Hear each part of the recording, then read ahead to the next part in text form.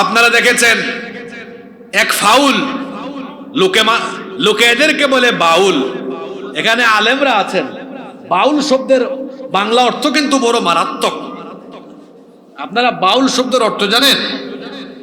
বাউল মানে পেশাব। বাউল মানে কি? এরা নামটাও তাদের নিজেদের নাম চয়েস করছে, খুব সুন্দর। বাউল, বাউল মানে কি? পেশাব। আমি তো বলি যারা এই বাউল গান বা বাউল সমাজের সাথে সম্পৃক্ত, এরা পেশাবের চাইতে আর অনেক নিকৃষ্ট। আপনারা জানলে অবাক হবেন, বাউল তত্ত্ব নিয়ে একটু পড়াশোনা করবেন। এরা কোনো ধর্ম পর্যন্ত মানে না, এবং যৌনাচার, কামাচার, এটাই তাদের মূল তত্ত্ব। এরা এইসব নিয়ে পড়ে থাকে। আপনারা দেখেছেন কিছুদিন আগে আবুল সরকার নামে এক বাউল সরাসরি আমার আল্লাহকে নিয়ে কটাক্ষ করেছে, আল্লাহকে গালি দিয়েছে। এদেশে যারা মুসলমান, আমি আশা করেছিলাম মুসলমানরা এটার তীব্র প্রতিবাদ করবে, কিন্তু আমি দেখলাম কেউ কেউ তাদের নিজেদের স্বার্থে এদের পক্ষাবলম্বন করেছে। আপনারা এখানে যারা আছেন ভাইয়েরা আমার, একটু ভেবে চিনতে বলেন তো, এই দেশে আপনার নেতা, আপনার নেত্রীর নামে কেউ খারাপ কথা বললে আপনার খারাপ লাগে, কিন্তু আপনার রবের নামে, আপনার রসুলের নামে কেউ খারাপ কথা বললে আপনার গায়ে লাগে না, খারাপ লাগে না? সামান্য ভোট আর ক্ষমতার জন্য তাদের পক্ষাবলম্বন করেন। আপনি তো মুসলমান নামধারী নিকৃষ্ট মুনাফিকের কীট। আপনার কাছে নেতা নেত্রী বড় না আল্লাহ রসুল বড়? যারা আল্লাহ রসুলের চাইতে নেতা নেত্রীকে বেশি প্রাধান্য দেয় এবং ভোট আর ক্ষমতার স্বার্থে আল্লাহ রসুলের সম্মানকে যারা খাটো করে আউল বাউল ফাউলদের পক্ষাবলম্বন করে, বাংলাদেশের মানুষ তাদেরকে উচিত জবাব দিবে, কোনোদিনও ক্ষমতার স্বাদ নিতে দিবে না। আর একটা কথা মনে রাখবেন, সাফ কথা বলে গেলাম, আলেম ওলামাদেরকে সহ্য হয় না, গালিগালাজ শুরু হয়ে গেছে শুনছি। কি গালি দেয়? কয় আলেমরা নাকি ধর্ম ব্যবসায়ী। আপনাকে আজকে আমি ধর্ম ব্যবসায়ীর পরিচয় দিয়ে যাই। বলেন তো, এই দেশে কোনো আলেমকে আপনি যদি 10 কোটি টাকা অথবা বলেন আপনাকে এমপি বানায় দিব, একটা শর্ত শুধু, সেটা হলো আপনার গা থেকে পাঞ্জাবি জুব্বা খুলে ফেলেন, মাথা থেকে টুপি খুলে ফেলেন, আর এই দাড়ি ফেলে দিয়ে ক্লিন শেভ করে হাঁটেন। আপনাদের কি মনে হয় এদেশের কোনো আলেম এই প্রস্তাব গ্রহণ করবে? এমনকি আমাদের তাহেরি ভাইকেও যদি এই প্রস্তাব দেন, হাসিয়েন না, মানবে? যদি বলেন মানবে। কিন্তু আমাদেরকে যারা ধর্ম ব্যবসায়ী বলে, ওদেরকে যদি বলেন ভাই ভোট বেড়ে যাবে, শুধু শার্ট আর টি শার্টটা খুললে একটু পাঞ্জাবি পড়েন, কি আপনারাই বলেন? মাথায় একটু টুপি লাগায় হাঁটেন। আমার দেশে ইলেকশন আসলে অনেকে আছে মাথার থেকে ঘুমের টাইমেও টুপি খুলে না। ভাই সাহেব, সামনে ইলেকশন, নামাজটা পড়েন, দেখবেন মুসল্লিদের বুটগুলা পেয়ে যাবেন। আমার দেশে ইলেকশন আসলে কিছু কিছু ক্যান্ডিডেট 7 ওয়াক্ত 8 ওয়াক্ত নামাজ পড়ে। আপনারা বলবেন হুজুর এত ওয়াক্ত নামাজ কেমনে পড়ে? আপনাদেরকে হাসানোর জন্য বলি নাই তো। দেখবেন গ্রামে এশার নামাজ একটু আগে হয়, আর বাজারের কেন্দ্রীয় মসজিদে এশার নামাজ আরো আধা ঘন্টা পরে হয়। আছে না এরকম? এই এলাকার নাম হলো ভুইয়ারহাট। দেখবেন এখানে আগে ভাগে এশার নামাজ হয়। ফেনী শহরে যাইয়েন, ওখানে আরো আধা ঘন্টা পরে হয়। এক ক্যান্ডিডেট আসছিল, এখান থেকে তো ফেনে যেতে বেশি সময় লাগে না। এক ক্যান্ডিডেট আসছিল এখানে, গণসংযোগ করছে, এশার নামাজের আজান হয়েছে, নামাজ পড়ে ফেলছে। তারপর ফেনী শহরে ঢুকে দেখে ওখানে একামত হয়েছে। তার এক সাথী বল, লিডার এখানে দেখি এখনো একামত দেয়। চুপ, নামাজে ঢুকো। লিডার একটু আগে না নামাজ পড়লাম। একদম চুপ বেটা, ইলেকশনের টাইম, যতবার সুযোগ পাবি ততবার নামাজ পড়বি। বলেন যে কথাগুলো বললাম বাস্তবতার সাথে মিল আছে না নাই? এদেশে আলেমরা টাকার জন্য, ভোটের জন্য লিবাস পাল্টায় না, সুরত পাল্টায় না। বরং আলেমদেরকে যারা ধর্ম ব্যবসায়ী বলে, ওরা ভোটের জন্য, ক্ষমতার জন্য, ওরা ক্ষমতায় যাবার জন্য, ভোটের জন্য লেবাস পাল্টায়, সুরত পাল্টায়। সুতরাং আলেমরা ধর্ম ব্যবসায়ী নয়। যারা ভোটের সিজনে, ক্ষমতা পাওয়ার সময়ে লেবাস পাল্টায়, সুরত পাল্টায়, ওরাই হলো এই সমাজের প্রকৃত ধর্ম ব্যবসায়ী। বেটা, আমাদেরকে বলো ধর্ম ব্যবসায়ী। তোমার চেহারা আয়নায় গিয়ে দেখো, আয়নায় নিজেদের চেহারা দেখো।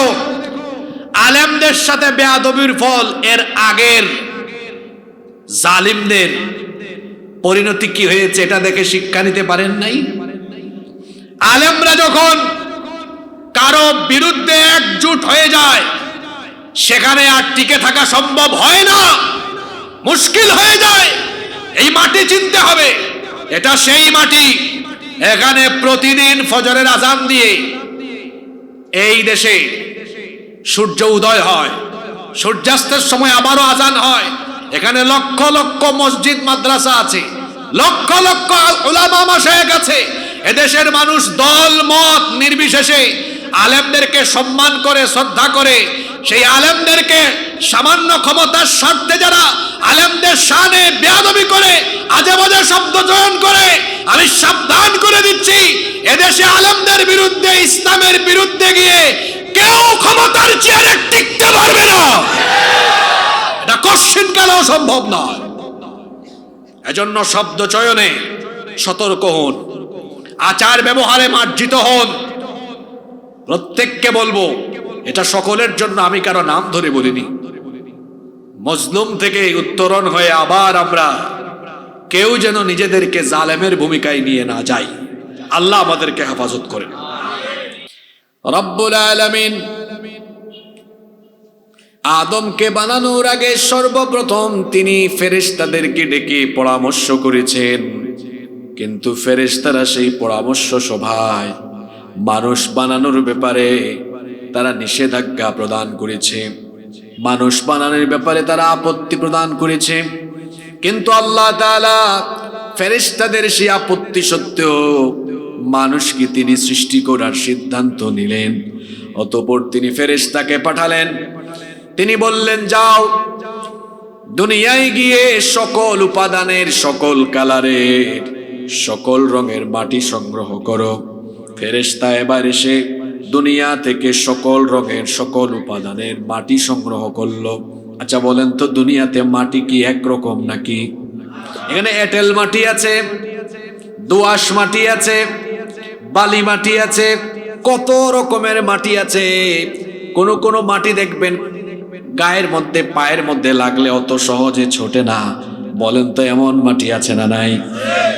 ফেরেশতা এসে সকল উপাদানের মাটি সংগ্রহ করলো। সকল উপাদানের মাটি এবার মিশ্রণ ঘটানো হলো। এখানে একটা বিষয় আপনারা মনে রাখবেন, এখানে তাকায় দেখেন, কারো চেহারা একটু সুন্দর, কারো চেহারা একটু কালো। কোন দেশের মানুষ একটু লম্বা, কোন দেশের মানুষ একটু খাটো, কেউ একেবারে মনিটরের মতো কালো, কেউ বা আবার একেবারে হোয়াইট, দেখতে মনে হয় একেবারে শ্বেতরুগুর মতো। আদমের ছেলে মেয়েরা এক একজন এক এক কালারের, এক এক বৈচিত্র্যের হলো কেন? কারণ আল্লাহ তাআলা আদমকে সৃষ্টির সময় দুনিয়ার সকল রং এবং উপাদানের মাটির মিশ্রণ ঘটিয়ে আদম আলাইহিস সালামকে বানিয়েছেন। তিনি ছিলেন সকল রং আর উপাদানের মিশ্রণে তৈরি। এই জন্য তার ঘরের ছেলে মেয়েরাও হয়েছে বিভিন্ন কালার আর বিভিন্ন বৈচিত্র্যের। আল্লাহু আকবার। কি করে আদম আলাইহিস সালামকে বানানো হলো? সব মাটিগুলোকে একত্রিত করে ব্লেন্ডিং করা হলো। এবার সেটা ধুলাবালিতে পরিণত হয়ে গেল। সেই ধুলাবালি যুক্ত মাটিতে এবার পানি ঢেলে দেওয়া হলো। এটা এবার কাদা মাটিতে পরিণত হয়ে গেল। দীর্ঘদিন যখন কোনো মাটি কাদায় থাকে, পানিতে থাকে, সেটার মধ্যে একটা গন্ধ হয়ে যায়। এরপরে সেটা গন্ধ মাটিতে রূপান্তরিত হলো। অতঃপর আল্লাহ তাআলা তাপমাত্রা দিয়ে সেটাকে শুকালেন, ঠনঠনে বানিয়ে দিলেন। ঠনঠনে বানানোর আগে আল্লাহ তাআলা নিজের কুদরতি হাতে আদম আলাইহিস সালামের আকৃতি দিলেন, ৬০ হাত লম্বা করে আল্লাহ তাকে বানালেন। এরপরে সেটাকে শুকিয়ে একেবারে ঠনঠনে করা হলো। ইবলিস আসতো আর ভাবতো আল্লাহ কি জানি একটা বানাচ্ছেন। ইবলিস এটা দেখতো। আল্লাহ তাআলা অতঃপর নিজেই আদম আলাইহিস সালামের সেই মাটির তৈরি দেহের ভেতরে রূহ ফুঁকে দিয়েছেন। সুবহানাল্লাহ। রূহ যখন তার ভেতরে ফুঁকে দেওয়া হয়েছিল, তখন তিনি একটা হাঁচি দিয়েছিলেন। হাঁচি দেওয়া মাত্রই তিনি বলেছিলেন আলহামদুলিল্লাহ। এজন্য আদমের ছেলেরাও হাঁচি দিলে বলে আলহামদুলিল্লাহ। কেন হাঁচি দিলে আপনারা আলহামদুলিল্লাহ বলেন কেন? আলহামদুলিল্লাহ অর্থ তো আপনারা সবাই জানেন। আলহামদুলিল্লাহ বলে আমরা প্রশংসা করি কার? আস্তে বলবেন না, জোরে বলেন কার? কেন আমরা আল্লাহর প্রশংসা করি? হাদিসে এসেছে হাঁচি হলো আল্লাহর নেয়ামত, এটা আল্লাহর তরফ থেকে আসে। আর হাই ওই যে শয়তানের তরফ থেকে আসে। হাঁচি আল্লাহর নেয়ামত কেন? হাঁচি আল্লাহর নেয়ামত, এটা আজকের বিজ্ঞানও প্রমাণ করে দিয়েছে। আচ্ছা আপনারা বলেন তো, আমরা যে সমাজে বসবাস করি, এই সমাজে এই পরিবেশে ধুলা বালু, জার্ম, ব্যাকটেরিয়া, জীবাণু কম না বেশি? আমরা তো জীবাণুর ভেতরেই বসবাস করি। এই যে আপনারা নিঃশ্বাস গ্রহণ করেন, প্রতিটা নিঃশ্বাসের সাথে এই পরিবেশে বিদ্যমান, পরিবেশে থাকা অনেক জার্ম, জীবাণু, ধুলাবালু এই নাকের ভেতর দিয়ে ঢুকে ফুসফুস পর্যন্ত চলে যায়, ওখানে গিয়ে জমা হয়ে যায়। এইটা যদি জমে থাকে, এটা যদি আবার রিফ্রেশের ব্যবস্থা না থাকে, আপনি বেশি দিন বাঁচতে পারবেন না, কিছুদিন পর মারা যাবেন। আর এটা যদি রিফ্রেশের জন্য 15 দিন, 20 দিন বা 1 মাস পরে পরে হাসপাতালে যাওয়া লাগতো, তাহলে তো আপনার বিরাট একটা খরচ হয়ে যেত। আপনার হাসপাতালে গিয়ে এটা সার্ভিসিং করা লাগে না, এটা পরিষ্কার করা লাগে না। আল্লাহ হাঁচির ব্যবস্থা করেছেন। চিকিৎসা বিজ্ঞানীরা বলেছেন, মানুষ যখন হাঁচি দেয়, এক হাঁচির মাধ্যমে 160 মাইল বেগে নাকের ভেতর দিয়ে বাতাস নির্গত হয়। সুবহানাল্লাহ কইতে ইচ্ছে করে না? কি মোটরসাইকেল চালক ভাইরা, আপনাদের গাড়ির গতিবিধি কত? একটু ভালো রাস্তা হলে 70 কিংবা 80, তাই তো? আর হাঁচি যখন দেয়, তখন তার নাকের ভেতর দিয়ে 160 মাইল বেগে বাতাস নির্গত হয়। আল্লাহু আকবার। চিকিৎসা বিজ্ঞানীরা গবেষণা করে দেখেছেন, এক হাঁচি যখন 160 মাইল বেগে বের হয়, তখন তার ফুসফুসে জমে থাকা কমপক্ষে 5 থেকে 6 হাজার রকমের জীবাণু এক হাঁচির মাধ্যমে আল্লাহ বের করার ব্যবস্থা করে দেন। এজন্য হাঁচি দিলে আমরা কি বলি? আলহামদুলিল্লাহ। এর মাধ্যমে লাভ না লস?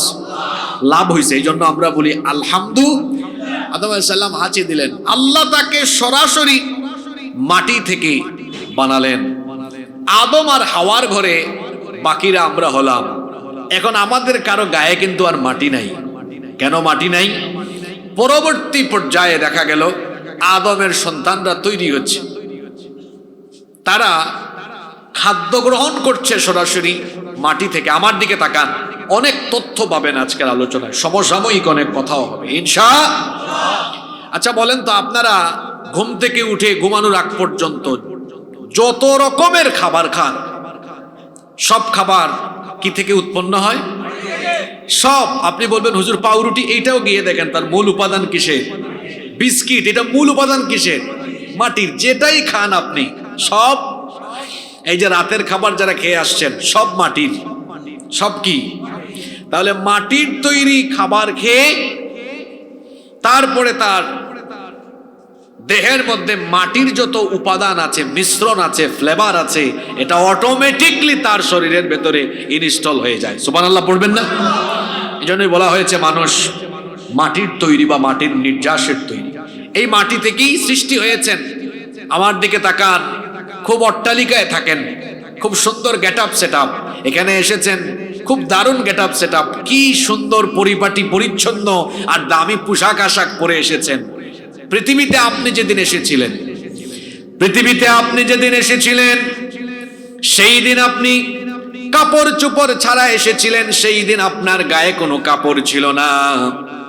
পৃথিবী থেকে যাওয়ার সময় আপনার গায়ে কোনো কাপড় থাকবে না, শুধু সাদা কাফনের কাপড় থাকবে, এছাড়া আর কিছুই থাকবে না। একেবারে নিঃস্ব হয়ে আবার আপনাকে মাটির মধ্যেই যেতে হবে, এই মাটিতে আবার আপনাকে যেতে হবে। এখান থেকে মাহফিল শেষ করে যদি বাড়ি যেতে পারেন, নরম তুলতুলে পরিচ্ছন্ন বিছানায় গিয়ে ঘুমাতে পারবেন। কিন্তু যেদিন দেহ থেকে প্রাণটা চলে যাবে, সেই দিন একেবারে মাটির বিছানা। যেই জায়গাটা হলো এমন, নিচে মাটি, ডানে মাটি, বামেও মাটি, উপরে বাঁশের ছাউনি, কোনো লাইট নাই, আলো বাতাস নাই, ফ্যান নাই, এসি নাই, জনমানবহীন তমসাচ্ছন্ন অন্ধকারে আচ্ছন্ন এক কবর। সাইজটাও বড় কম, মাত্র 3.5 হাত। ওখানে আবার যেতে হবে। সেখান থেকে আবার কিয়ামতের ময়দানে যিনি উঠাবেন, গলার আওয়াজ বড় করে সবাই বলেন, তিনি কে? পৃথিবীতে কবর দেওয়ার পদ্ধতি সর্বপ্রথম আরম্ভ হলো কিভাবে? এখানে আরেকটা জিনিস বলে রাখি, পৃথিবীতে একমাত্র মুসলমানরাই তাদের মৃতদেরকে সম্মানের সাথে দুনিয়া থেকে বিদায় করে। অন্যান্য ধর্মে যারা আছে, আমি তাদেরকে কষ্ট দেওয়ার জন্য বলছি না, বাস্তবতা বলছি আপনাদেরকে। কেউ আছে পুড়িয়ে ফেলে, কেউ আছে একদম চাপামাটি দিয়ে ফেলে, বিভিন্ন রকমের অবস্থা তাদের মধ্যে আছে। কিন্তু দেখবেন আমাদের সমাজে কেউ যখন মারা যায়, আমরা লাশটাকে খুব সম্মানের সাথে ধরি, ঠিক না? খুব সুন্দর করে ঘর থেকে বের হয়ে আমরা বড়ই পাতা মিশ্রিত গরম পানি দিয়ে খুব সুন্দর করে গোসল করাই, কাফনের কাপড় পরাই, আস্তে আস্তে নিয়ে যায়, জানাজা হয়, এরপরে আবার সম্মানের সাথে ধীরে ধীরে কবরে নামায়, খুব সুন্দর কবর করা হয়, সেই কবরে দাফন করা হয়। এরকম সম্মানের সাথে একজন মানুষকে বিদায় দিয়ে কবরস্থ করার প্রক্রিয়া, এত চমৎকার ফর্মুলা একমাত্র ইসলামের ভেতরই রয়েছে। আল্লাহু আকবার। এটা প্রথমে শুরু হয়েছিল কিভাবে? সর্বপ্রথম পৃথিবীতে কাকে কবর দেওয়া হয়? দেখেন, এখান থেকে যুবক ভাইরা একটা শিক্ষা নেন। পৃথিবীতে প্রথমে এসেছেন কে? আদম। বলেন, প্রথমে আসলেন কে? সিরিয়ালে 1 নাম্বার কে? তাহলে তো উচিত ছিল তিনি আগে যাবেন, কিন্তু আশ্চর্য কথা, তিনি আসলেন আগে আর তার ছেলে চলে গেলেন আগে। কি বুঝলেন? পৃথিবীতে আসার সিরিয়াল আছে, যাওয়ার সিরিয়াল। আপনি যুবক মানুষ, মসজিদে আপনাকে পাওয়া যায় না। আপনি বলেন, হুজুর একটু বুড়া হই, চুলদাড়িটা সাদা হোক না, তারপরে আসবো। কে বলেছে আপনার চুলদাড়ি পাকার সুযোগ হতে পারে? এটা কে বললো আপনাকে? আপনি কি সমাজে দেখেন না, মাঝে মাঝে বাবা তার সন্তানের লাশ কাঁধে নেয়, নানা বা দাদা তার নাতির লাশ কবরে নামায়? এমন চিত্র আছে না নাই? সুতরাং শয়তানের খপ্পরে, শয়তানের ধোকায় পড়বেন না। সর্বপ্রথম পৃথিবীতে যাকে প্রথম কবর দেওয়া হয়, তিনি আদম আলাইহিস সালামের ছেলে, তার নাম হাবিল। জুলে বলেন তো, তার নাম কি? এই ঘটনাটা কোরআন শরীফে আল্লাহ খুব সুন্দর করে বর্ণনা করেছেন। ঘটনাটা কি বলবো? কোরআনুল কারীমের 5 নাম্বার সূরা, সূরাতুল মাইদা এর 27 থেকে 31 নাম্বার আয়াত পর্যন্ত আল্লাহ তাআলা এই কাহিনী বড় চমৎকার করে তুলে ধরেছেন। আল্লাহ তাআলা বলছেন, ওয়াতলু আলাইহিম নাবা বানাই আদম বিল হক ইয ক্বাররাবা কুরবানান ফাতুকব্বিলা মিন আহাদিহিমা ওয়া লাম ইউতাকাব্বাল মিনাল আখার। আল্লাহ তাআলা বলছেন, ও নবী, আপনি এদেরকে আদমের 2 সন্তানের কাহিনী শুনিয়ে দেন। কাহিনীটা কি ছিল? তাফসীর ইবনে কাসির, তাফসীর কুরতুবী সহ অন্যান্য তাফসীর গ্রন্থসমূহে ঘটনাটা এভাবে এসেছে। পৃথিবীর প্রথম মানুষ আদম আলাইহিস সালাম এবং তার স্ত্রী আমাদের মা সাইয়্যিদাতুনা হাওয়া আলাইহাস সালামের গর্ভে আল্লাহ তাআলা একসাথে 2টা সন্তান দিতেন, একটা ছেলে আর আরেকটা মেয়ে। এইভাবে করে তাদের গর্ভে সন্তান আসতো। যখন এক গর্ভের ছেলে আর মেয়ে বড় হয়ে যেত, যৌবনে পদার্পণ করত, তখন এক গর্ভের ছেলের সাথে অন্য গর্ভের মেয়ের বিয়ে দেওয়া হতো। কারণ তখন তো পৃথিবীতে এত মানুষ ছিল না, এজন্য ভাই বোনে বিবাহ জায়েজ ছিল। এক গর্ভের ছেলে অন্য গর্ভের মেয়েকে বিয়ে করত। আদম আলাইহিস সালামের ছেলে হাবিলের সাথে যে মেয়েটা জন্ম নিয়েছিল, আদম আলাইহিস সালামের ছেলে হাবিলের সাথে যে মেয়েটা জন্ম নিয়েছিল, সেই মেয়েটা দেখতে কালো ছিল। আর কাবিলের সাথে একই গর্ভে যে মেয়েটা জন্ম নিয়েছিল, সেই মেয়েটা দেখতে খুব সুন্দরী ছিল। এই দুই গর্ভের যখন সন্তানরা যৌবনে পদার্পণ করলো, আদম আলাইহিস সালাম তাদেরকে বিবাহের প্রস্তাব দিলেন। হাবিল বিয়ে করবে কাবিলের সাথে জন্ম নেওয়া মেয়েকে, আর কাবিল বিয়ে করবে হাবিলের সাথে জন্ম নেওয়া মেয়েকে। এই প্রস্তাব তিনি যখন দিলেন, কাবিল তখন এই প্রস্তাবকে রিজেক্ট করলো, প্রত্যাখ্যান করলো।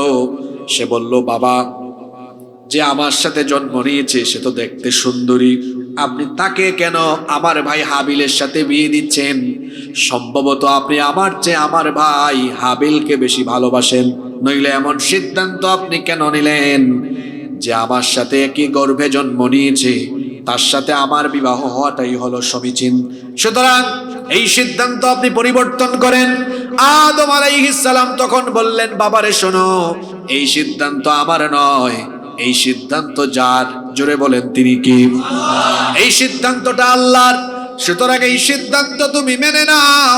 কাবিল এই সিদ্ধান্ত মানলো না, আল্লাহর তরফ থেকে ফয়সালা চলে আসলো। আল্লাহ বললেন, হে আদম, তুমি তোমার এই দুই ছেলে হাবিল আর কাবিলকে বলো মিনায় গিয়ে তারা যেন কুরবানি করে। যার কুরবানি কবুল হবে সে ওই সুন্দরী মেয়েটাকে বিয়ে করবে। হাবিল এবং কাবিল দুজনে এবার কুরবানি দিতে চলে গেল। কাবিল কুরবানি করলো, হাবিলও কুরবানি করলো। হাবিল তার পশুর পাল থেকে উৎকৃষ্ট একটা পশু কুরবানি দিলেন, আর কাবিল তিনি তার এমন কিছু খাদ্যদ্রব্য কুরবানি দিলেন যেগুলো খুব একটা ভালো না, এমন করে কুরবানি দিলেন। সেই জামানায় সিস্টেম ছিল, যার কুরবানি কবুল হতো আসমান থেকে অগ্নিশিখা এসে সেটাকে জ্বালিয়ে ভস্মীভূত করে দিত। দুই ভাই যখন কুরবানি করলো, দেখা গেল হাবিলের কুরবানি এসে অগ্নিশিখা জ্বালিয়ে দিল। কাবিল দেখলো তার কুরবানি কবুল হলো না। যখন সে দেখলো তার কুরবানি কবুল হলো না, কাবিল এবার তার ভাই হাবিলকে কি বলল শোনেন। সে তখন বলল, ক্বালা লা আকাতুলান্নাকা ক্বালা ইন্নামা ইয়াতাকাব্বালুল্লাহু মিনাল মুত্তাকিন। কাবিল হাবিলকে বলল, আই উইল কিল ইউ, আমি তোমাকে মেরে ফেলবো, হত্যা করে ফেলবো। হাবিল তখন বললেন, ভাই, আমার কুরবানি কবুল হয়েছে, এখানে তো আমার কোনো হাত নাই। আল্লাহকে ভয় করে চললে মুত্তাকিদের কুরবানি যিনি কবুল করেন, জোরে বলেন তিনি কে? হাবিল কাবিলকে জবাব দিলেন, লা ইম বাসাত্তা ইলাইয়া ইয়াদাকা লিতাকতুলানি মা আনা বিবাসিতিন ইয়াদিয়া ইলাইকা লিআকতুলাক ইন্নী আখাফুল্লাহ রাব্বাল আলামিন। হাবিল তখন বলল, হে আমার ভাই কাবিল, তুমি যদি আমাকে হত্যা করার জন্য তোমার দুই হাত বাড়িয়ে দাও, আমি আমার হাত তোমাকে হত্যার উদ্দেশ্যে বাড়াবো না, কারণ আমি আল্লাহ তাআলাকে ভয় করি। হাবিল আরো বললেন, ইন্নী উরিদু আন তাবুআ বিইসমি ওয়া ইসমিকা ফাতাকুনা মিন আসহাবিন নার ওয়া যালিকা জাযাউয যালিমিন। হাবিল বললেন, হে আমার ভাই কাবিল, শোনো, আমি কোনো গুনাহ করব না, তোমাকে হত্যা করে আমি গুনাহের ভাগীদার হতে চাই না। বরং তুমি যদি এই কাজ করো তাহলে শোনো, তোমার গুনাহ আমার গুনাহ উভয়ের গুনাহ তুমি তোমার মাথায় তুলে নেবে। এইভাবে তুমি জাহান্নামের অধিবাসী হয়ে যাবে। এটাই তো জালেমদের পরিণতি হয়। দেখা গেল হাবিল তার ভাই কাবিলকে এত সুন্দর সুন্দর নসিহত করার পরেও তার কর্ণপাত হলো না। আমাদের সমাজে এমন বহু মানুষ আছে, হেদায়েতের বাণী তাদের কান দিয়ে ঢুকে না, সত্য কথা কান দিয়ে ঢুকে না, দিলে লাগে না। বলেন তো, এমন মানুষ আমাদের সমাজে আছে না নাই? আল্লাহ এদের ব্যাপারে বলেছেন, এদের অন্তরে মোহরাঙ্কিত হয়ে গিয়েছে, এদের কলব এদের অন্তর। আপনি আপনার এলাকায় দেখেন না কেন, আজকে এখানে মাহফিল হচ্ছে, কোরআনের আলোচনা হচ্ছে, কত মানুষ আশেপাশে দাঁড়িয়ে আছে, বসে আছে, কেউ বা আড্ডা দিচ্ছে, কোরআনের হেদায়েতের বাণী শোনার সৌভাগ্য তার হলো না, আল্লাহর কালাম শোনার সৌভাগ্য যার হলো না, তার মতো কপাল পুরা আসমানের নিচে জমিনের উপরে হতে পারে? হাবিল তার ভাই কাবিলকে এত সুন্দর সুন্দর নসিহত করার পরেও কাবিল সেগুলো শুনলো না, কর্ণপাত করলো না।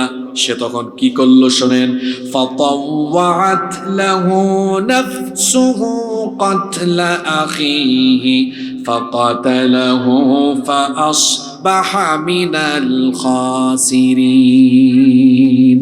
কাবিল সে তার নফসের ধোঁকায় তার ভাইকে মেরেই ফেললো, হত্যা করে ফেললো। এটা হচ্ছে পৃথিবীর ইতিহাসে প্রথম হত্যাকাণ্ড, পৃথিবীর ইতিহাসে প্রথম খুন, এবং পৃথিবীতে এই প্রথম মানুষের ইন্তেকাল।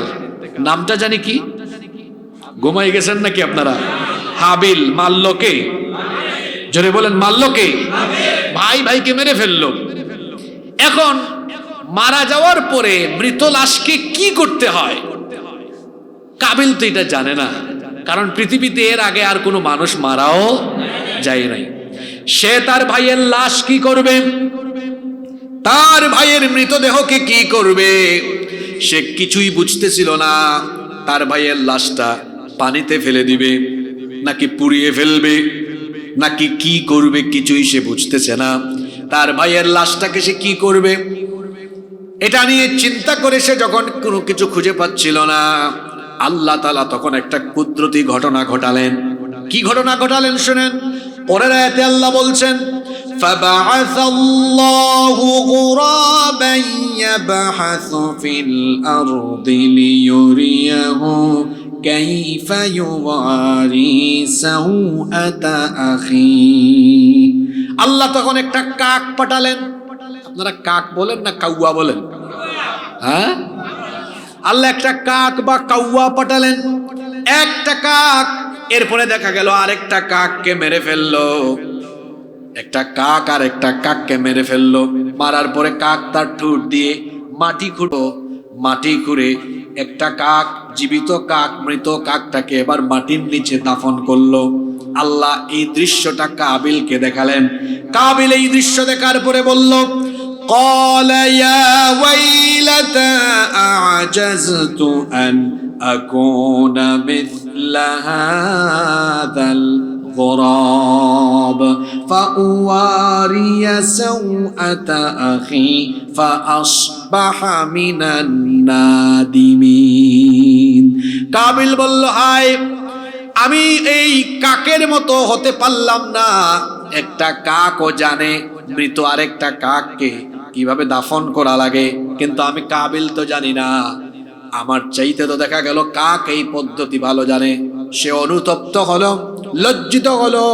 এই পদ্ধতি শিখে সেও তার ভাইয়ের জন্য কবর খনন করলো। এরপরে কবর খনন করে কবর দিল। এটি ছিল পৃথিবীর ইতিহাসে প্রথম কবর দেওয়ার ঘটনা। এই ঘটনাটি কোরআনে কারিমে যিনি আমাদের জন্য বর্ণনা করেছেন, গলার আওয়াজ বড় করে সবাই বলেন, তিনি কে? আপনাদের মনোযোগ আছে তো? অনেক জরুরি কথা আছে আজকে, এবং সব হবে সরাসরি আল্লাহর কালাম আর নবীজির হাদিস থেকে ইনশাআল্লাহ। কবরকে কোরআন এবং হাদিসে দুইটা পরিভাষায় এই কবরের পরিচয় দেওয়া হয়েছে। একটা হচ্ছে কবর, কবুর, এক বচন বহু বচনে ব্যবহার হয়েছে। আরেকটি শব্দ কোরআনে এসেছে, হাদিসেও এসেছে, সেটা হচ্ছে আলমে বারজাখ, বারজাখি জীবন। তাইলে দুনিয়ার জীবনের পরবর্তী যে একটা জীবন আছে, ওইটাকে কোরআন হাদিসের ভাষায় মোট কয়টা নাম দেওয়া হয়েছে? পুরুষ মানুষের মতো জবাব দেন, কয়টা? একটা হচ্ছে কবর, আরেকটা হচ্ছে বারজাখ। আমার সাথে বলেন, একটা হলো কি, আরেকটা হলো? কবরের কথা কোথায় আছে? কোরআনে কারীমের ৮০ নম্বর সূরা, সূরা আবাসা এর ১৭ নম্বর আয়াত থেকে আপনি পড়েন। আল্লাহ বলছেন, কুতিলাল ইনসানু মা আকফারা মিন আইয়ি শাইইন খালাকাহু মিন নুতফাতিন খালাকাহু ফাকাদ্দারা থুম্মা আস-সাবিলা ইয়াসসারা থুম্মা আমাতাহু ফাআকবারা। আল্লাহ তাআলা বলছেন মানুষের জন্য লানত, সে বড় অকৃতজ্ঞ। মিন আইয়ি শাইইন খালাকাহু, কোন জিনিস থেকে তাকে সৃষ্টি করা হলো? মিন নুতফাতিন, এক ফোঁটা শুক্রাণু স্পাম থেকে তাকে সৃষ্টি করা হলো। ফাকাদ্দারাহু, অতঃপর তাকে পরিপূর্ণতায় পৌঁছে দেওয়া হলো। সুম্মা সাবিলা ইয়াসসারা, অতঃপর তার জীবনটাকে সহজ করে দেওয়া হলো। সুম্মা আমাতাহু, অতঃপর তার জন্য মরণ রয়েছে। ফাআকবারা, অতঃপর তার জন্য কবরের ব্যবস্থা রয়েছে। এই কবর হলো সেই জায়গা যেখান থেকে ইসরাফিলের শিঙ্গার ফুৎকারের পরে কবরের মাটি সরে যাবে, একটা একটা করে কবর খুলবে, আর মানুষগুলো কবর থেকে উঠে উঠে হাসরের ময়দানে গিয়ে দাঁড়িয়ে থাকবে। আল্লাহু আকবার। এজন্য রব্বুল আলামিন কোরআনুল কারীমের 100 নম্বর সূরা সূরাতুল আদিয়াতের 9 নম্বর আয়াত থেকে বললেন, আফালা ইয়ালামু ইযা বু'থিরা মা ফিল কুবুর, তারা কি ওই সময়টার কথা জানে না যখন কবরগুলো খুলে দেওয়া হবে? ইসরাফিলের শিঙ্গার ফুৎকারের পরে কবর খুলতে থাকবে, কবরগুলো খুলতে থাকবে, আর সবার আগে যার কবর খোলা হবে তিনি আর কেউ নন, তিনি আমার আপনার প্রিয় নবী রাহমাতাল লিল আলামিন মুহাম্মাদুর রাসূলুল্লাহ সাল্লাল্লাহু আলাইহি ওয়াসাল্লাম। বুখারীর বর্ণনায় এসেছে, আল্লাহর নবী বলেছেন, ওয়া আনা আউয়ালু মান ইয়ানশাক্কু আনহুল কবর, আমি হচ্ছি সেই ব্যক্তি যার কবর সর্বপ্রথম খুলে দেওয়া হবে। কবর যখন খুলে দেওয়া হবে, ও আমার বাবারা ভাইয়েরা, কবর থেকে আপনি কেমনে উঠবেন শোনেন। আমাদের মা উম্মুল মুমিনিন আয়েশা রাদিয়াল্লাহু আনহা থেকে এই হাদিসটি এসেছে। তিনি বলেছেন, আল্লাহর নবী বলেছেন, ইহশারুন নাসু ইয়াউমাল কিয়ামাতি হুফাতান উরাতান গারলা, কিয়ামতের দিন মানুষগুলো উলঙ্গ নগ্ন পদে খালি পায়ে খাতনাবিহীন অবস্থায় কবর থেকে উঠে উঠে হাসরের ময়দানে গিয়ে সমবেত হবে। এই কথা শুনে আম্মা জান আয়েশা রাদিয়াল্লাহু আনহা নবীজিকে বললেন, ওগো আল্লাহর নবী, মানুষের গায়ে যদি সেই দিন কাপড় চোপড় না থাকে, আমি আপনার স্ত্রী আয়েশা, আমার কি সেদিন লজ্জা লাগবে না? আমার কি সেদিন শরম লাগবে না? আল্লাহর নবী বললেন, প্রিয়তমা স্ত্রী আয়েশা, ওগো আয়েশা শোনো, সেই দিনটা এত কঠিন হবে, 15 কোটি দূরের 15 কোটি কিলোমিটারের দূরবর্তী সূর্য একেবারে নিকটবর্তী হয়ে যাবে। তার প্রচন্ড তাপে হাসরের ময়দান তামায় পরিণত হয়ে যাবে। গুনাহগারদের মাথার চান্দি ফেটে মগজ উতরে উতরে গলে গলে বেয়ে বেয়ে পড়তে থাকবে। গুনাহগারেরা তাদের ঘামে সাঁতরাতে থাকবে। অবস্থা সেদিন এত ভয়াবহ আকার ধারণ করবে, হিসাবের ভয়ে, বিচারের ভয়ে প্রত্যেকটা মানুষ নফসি নফসি জিকির করে মাথাটা যে নিচের দিকে দিবে, উপরের দিকে মাথাটা তোলার সাহসও করতে পারবে না। আল্লাহু আকবার। এই কবর সেই জায়গা, আল্লাহ কোরআনে বলেছেন, এখান থেকেই কিয়ামতের ময়দানে তোমাদেরকে উঠানো হবে। আবার দুনিয়ার জীবনের পরবর্তী এই জিন্দেগির আরেকটা নাম হলো বারজাখী জীবন। এটা কোথায় আছে? কোরআনে কারীমের 23 নম্বর সূরা সূরা আল মুমিনুনের 100 নম্বর আয়াতের শেষাংশে আল্লাহ বলেছেন, ওয়া মিন ওয়ারাইহিম বারযাখুন ইলা ইয়াউমি ইউবাসুন। আল্লাহ তাআলা বলছেন, আর পুনরুত্থান দিবস পর্যন্ত তাদের জন্য বারজাখী জীবন রয়েছে। আমার দিকে তাকান, বারজাখ এই শব্দটা বাংলা না ইংরেজি? আরবি। এটার অর্থ কি? পর্দা। এই যে দেখছেন না আপনারা, পর্দা, জবনিকা, অন্তরায়, এটা একটু পাতলা আছে, ওই যে দেখা যায় লাইট জ্বলতেছে।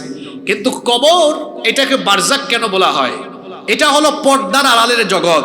ও আমার বাবারা, যুবক ভাইয়েরা শোনেন, আপনি এই যন্ত্রটা হাতে নিলেই গোটা ওয়ার্ল্ডের খবর 1-2 মিনিটে নিয়ে ফেলতে পারবেন। সুযোগ আছে না নাই?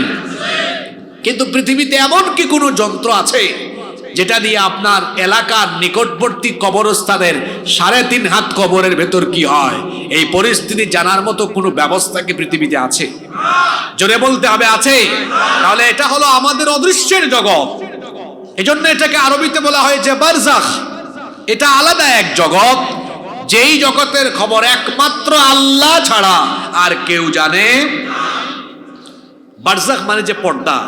আপনি অন্য আয়াতে যান, কোরআনে কারীমের 55 নম্বর সূরা সূরাতুর রহমানের 19 নম্বর আয়াত থেকে আল্লাহ বলছেন, মারাজাল বাহরাইনি ইয়ালতাকিয়ানি বাইনাহুমা বারযাখুল লা ইয়াবগিয়ান ফাবিআইয়ি আলা'i রাব্বিকুমা তুকাযযিবান।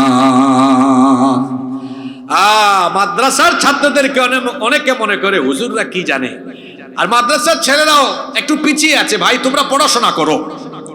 আল্লাহর কালাম, এখানে 6000-এর উপরে আয়াত, এর মধ্যে 1500 আয়াত আছে শুধুমাত্র বিজ্ঞানের ব্যাপারে। আল্লাহু আকবার!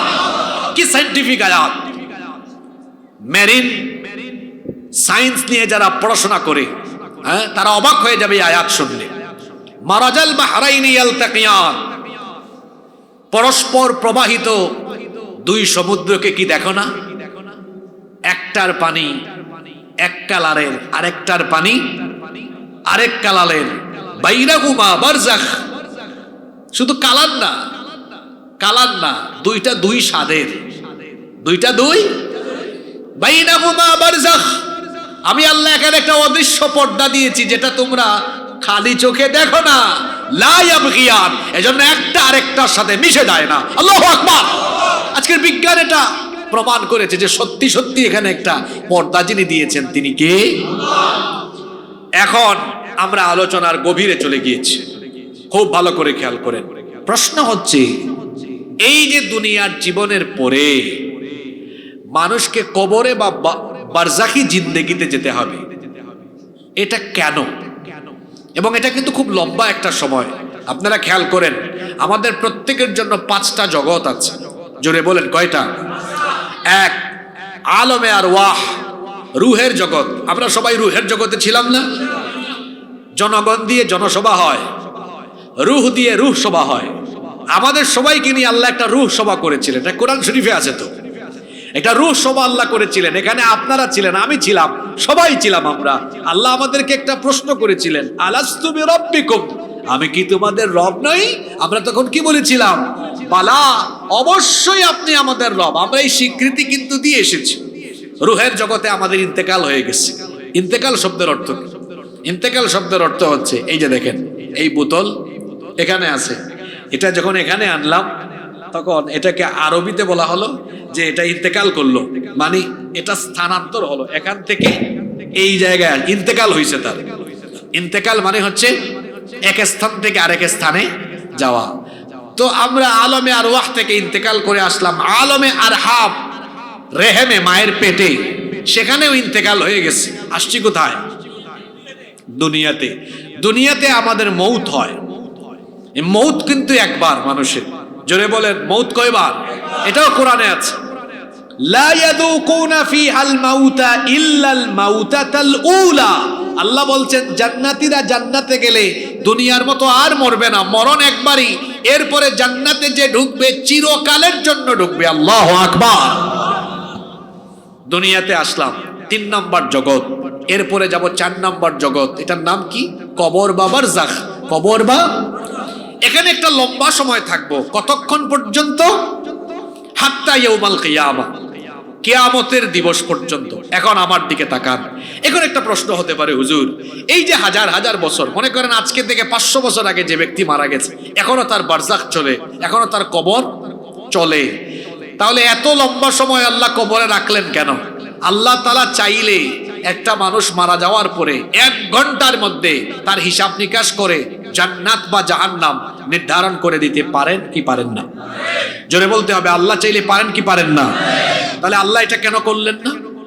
কেন আল্লাহ তাআলা আলমে বারজাখ বা কবরের জিন্দেগিতে রেখে দিচ্ছেন? এর একটা হিকমত, একটা তাৎপর্য, একটা সিগনিফিকেন্স আছে না নাই? গত সপ্তাহে যেই ব্যক্তি মারা গিয়েছে তার নামাজ, রোজা, হজ, যাকাত, আল্লাহর সাথে সংশ্লিষ্ট যে বিষয় যেগুলোকে বলা হয় হাক্কুল্লাহ, আল্লাহর হক, এগুলো তো আল্লাহ মুহূর্তে হিসাব নিয়ে ফেলতে পারবেন। কিন্তু যারে কবর দিয়েছেন সে অনেক মানুষের হক নষ্ট করে গিয়েছে। এখন এমনও হতে পারে যার হক নষ্ট করে গিয়েছে সেই ব্যক্তি এখনো মরে নাই, এখনো জীবিত। আপনারা বলেন তো, একটা বিচার স্বচ্ছ, সুন্দর এবং ইনসাফ ভিত্তিক বিচার কখন হবে? যখন উভয়ে সামনাসামনি থাকবে, তখন তো হিসাব, তখন তো বিচারটা কি হবে? স্বচ্ছ হবে। যে লোক মারা গিয়েছে এ কত মানুষের হক নষ্ট করেছে। আল্লাহর হকের চেয়ে বান্দার হক গুরুত্বপূর্ণ, কারণ আল্লাহর হক এটা আল্লাহর কাছে মাফ চাইলে আল্লাহ ইচ্ছে করলে ক্ষমা করে দিতে পারেন। আল্লাহ পারেন কিনা?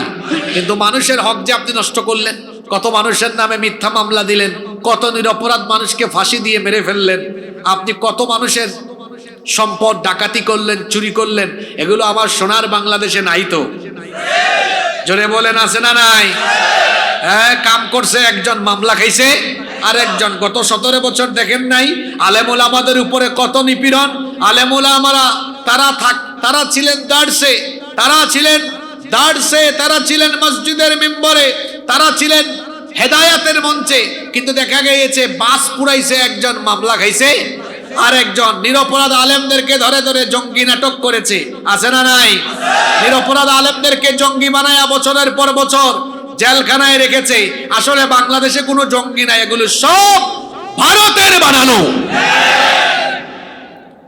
এরপরে আলেমদের নামে মিথ্যা মামলা, শুধু মিথ্যা মামলা নয়, মিথ্যা মামলা দিয়ে দুনিয়া থেকেও অনেককে বিদায় করে দেওয়া হয়েছে। মিথ্যা মামলা দিয়ে কোরআনের পাখি আল্লামা সাঈদীকে লম্বা সময় ধরে জেলখানায় রেখে তারপরে তাকে চিকিৎসার নামে হত্যা করা হয়েছে। বাংলাদেশে এই বিচার হওয়া দরকার, ঠিক না বেঠিক? এইভাবে লম্বা একটা সময় জুলুমতন্ত্র চলেছে। তবে এখন আমার একটু অবাক লাগছে, সেটা হচ্ছে যারা এতকাল মাজলুম ছিল এদের মধ্যে কেউ কেউ এখন জালিমের ভূমিকায় অবতীর্ণ হয়েছে। খবরদার, মজলুম অবস্থা থেকে উত্তরণ হওয়ার পরে নিজেরা জালেমের ভূমিকায় চলে যাবেন না। নিজেরা জালেমের ভূমিকায় চলে গেলে আল্লাহর গজব পড়বে, আর আল্লাহর গজব আসলে একেবারে নাম নিশানা নিশ্চিহ্ন হয়ে যাবে। মানুষের উপরে গুলি করে, সন্ত্রাসী কর্মকাণ্ড করে কখনো মানুষের হৃদয়কে জয় করা যায় না। যা শুরু করেছেন তা বন্ধ করেন। মানুষের হৃদয়ে সুন্দর ব্যবহার দিয়ে, অমায়িক ব্যবহার আর সুন্দর আদর্শ চরিত্র দিয়ে মানুষের হৃদয়ের ভেতরে জায়গা করে নেওয়া যায়। আমরা এই হানাহানি, সংঘাত কখনোই আমাদের দেশে কামনা করি না। আমরা চাই এই দেশে শান্তিপূর্ণ সহাবস্থান, সম্প্রীতি, সৌহার্দ্য, সহমর্মিতা, পারস্পরিক সম্মানবোধ নিয়ে আমরা এই সোনার বাংলাদেশে সবাই বসবাস করতে চাই। কিন্তু এর বিপরীতে যারা যাবে, তারুণ্যের চিন্তা ভাবনাকে হিসেব নিকেশ করে আগাতে হবে। যদি এর বিপরীত পথ বেছে নিয়ে ন্যায় ইনসাফের পরিবর্তে সন্ত্রাস, চাঁদাবাজি আর জুলুমতন্ত্রের পথ এই বাংলাদেশে আবারও কেউ বেছে নেওয়ার দুঃসাহস দেখায়, তাহলে দেশের তারুণ্য বারুদের মতো জেগে উঠে জুতা পিটা করে সন্ত্রাসীদেরকে বাংলাদেশ থেকে তাড়িয়ে দিবে। এই বাংলাদেশে কোনো সন্ত্রাসীর জায়গা হবে না, এখানে চাঁদাবাজির জায়গা হবে না। আলেম উলামাদের সাথে বেয়াদবি করে এই দেশে কেউ কোন চেয়ারে বসে থাকতে পারবে না, জনগণ উস্কা দিয়ে চেয়ার থেকে ফেলায় দিবে। সম্মানিত ভাইয়েরা, আমরা ভেবেছিলাম যে এই নতুন বাংলাদেশে আমরা ইসলাম বিরোধী কর্মকাণ্ড আর দেখব না, কিন্তু আশ্চর্য কারবার। আপনারা দেখেছেন এক ফাউল লোকে এদেরকে বলে বাউল। এখানে আলেমরা আছেন, বাউল শব্দের বাংলা অর্থ কিন্তু বড় মারাত্মক। আপনারা বাউল শব্দের অর্থ জানেন? বাউল মানে পেশাব। বাউল মানে কি? এরা নামটাও তাদের নিজেদের নাম চয়েস করছে খুব সুন্দর। বাউল, বাউল মানে কি? পেশাব। আমি তো বলি যারা এই বাউল গান বা বাউল সমাজের সাথে সম্পৃক্ত, এরা পেশাবের চাইতে আর অনেক নিকৃষ্ট। আপনারা জানলে অবাক হবেন, বাউল তত্ত্ব নিয়ে একটু পড়াশোনা করবেন। এরা কোনো ধর্ম পর্যন্ত মানে না এবং যৌনাচার, কামাচার এটাই তাদের মূল তত্ত্ব। এরা এইসব নিয়ে পড়ে থাকে। আপনারা দেখেছেন কিছুদিন আগে আবুল সরকার নামে এক বাউল সরাসরি আমার আল্লাহকে নিয়ে কটাক্ষ করেছে, আল্লাহকে গালি দিয়েছে। এদেশে যারা মুসলমান, আমি আশা করেছিলাম মুসলমানরা এটার তীব্র প্রতিবাদ করবে, কিন্তু আমি দেখলাম কেউ কেউ তাদের নিজেদের স্বার্থে এদের পক্ষাবলম্বন করেছে। আপনারা এখানে যারা আছেন ভাইয়েরা আমার, একটু ভেবে চিনতে বলেন তো, এই দেশে আপনার নেতা, আপনার নেত্রীর নামে কেউ খারাপ কথা বললে আপনার খারাপ লাগে, কিন্তু আপনার রবের নামে, আপনার রসুলের নামে কেউ খারাপ কথা বললে আপনার গায়ে লাগে না, খারাপ লাগে না? সামান্য ভোট আর ক্ষমতার জন্য তাদের পক্ষাবলম্বন করেন। আপনি তো মুসলমান নামধারী নিকৃষ্ট মুনাফিকের কীট। আপনার কাছে নেতা নেত্রী বড় না আল্লাহ রসুল বড়? যারা আল্লাহ রসুলের চাইতে নেতা নেত্রীকে বেশি প্রাধান্য দেয় এবং ভোট আর ক্ষমতার স্বার্থে আল্লাহ রসুলের সম্মানকে যারা খাটো করে আউল বাউল ফাউলদের পক্ষাবলম্বন করে, বাংলাদেশের মানুষ তাদেরকে উচিত জবাব দিবে, কোনোদিনও ক্ষমতার সাথ নিতে দিবে না। আর একটা কথা মনে রাখবেন, সাফ কথা বলে গেলাম, আলেম ওলামাদেরকে সহ্য হয় না, গালিগালাজ শুরু হয়ে গেছে শুনছি। কি গালি দেয়? কয় আলেমরা নাকি ধর্ম ব্যবসায়ী। আপনাকে আজকে আমি ধর্ম ব্যবসায়ীর পরিচয় দিয়ে যাই। বলেন তো, এই দেশে কোনো আলেমকে আপনি যদি 10 কোটি টাকা অথবা বলেন আপনাকে এমপি বানায় দিব, একটা শর্ত শুধু, সেটা হলো আপনার গা থেকে পাঞ্জাবি জুব্বা খুলে ফেলেন, মাথা থেকে টুপি খুলে ফেলেন, আর এই দাড়ি ফেলে দিয়ে ক্লিন শেভ করে হাঁটেন। আপনাদের কি মনে হয় এদেশের কোনো আলেম এই প্রস্তাব গ্রহণ করবে? এমনকি আমাদের তাহেরি ভাইকেও যদি এই প্রস্তাব দেন, হাসিয়েন না, মানবে? যদি বলেন মানবে। কিন্তু আমাদেরকে যারা ধর্ম ব্যবসায়ী বলে, ওদেরকে যদি বলেন ভাই ভোট বেড়ে যাবে, শুধু শার্ট আর টি শার্টটা খুললা একটু পাঞ্জাবি পড়েন, কি আপনারাই বলেন? মাথায় একটু টুপি লাগায় হাঁটেন। আমার দেশে ইলেকশন আসলে অনেকে আছে মাথার থেকে ঘুমের টাইমেও টুপি খুলে না। ভাই সাহেব, সামনে ইলেকশন, নামাজটা পড়েন, দেখবেন মুসল্লিদের বুটগুলা পেয়ে যাবেন।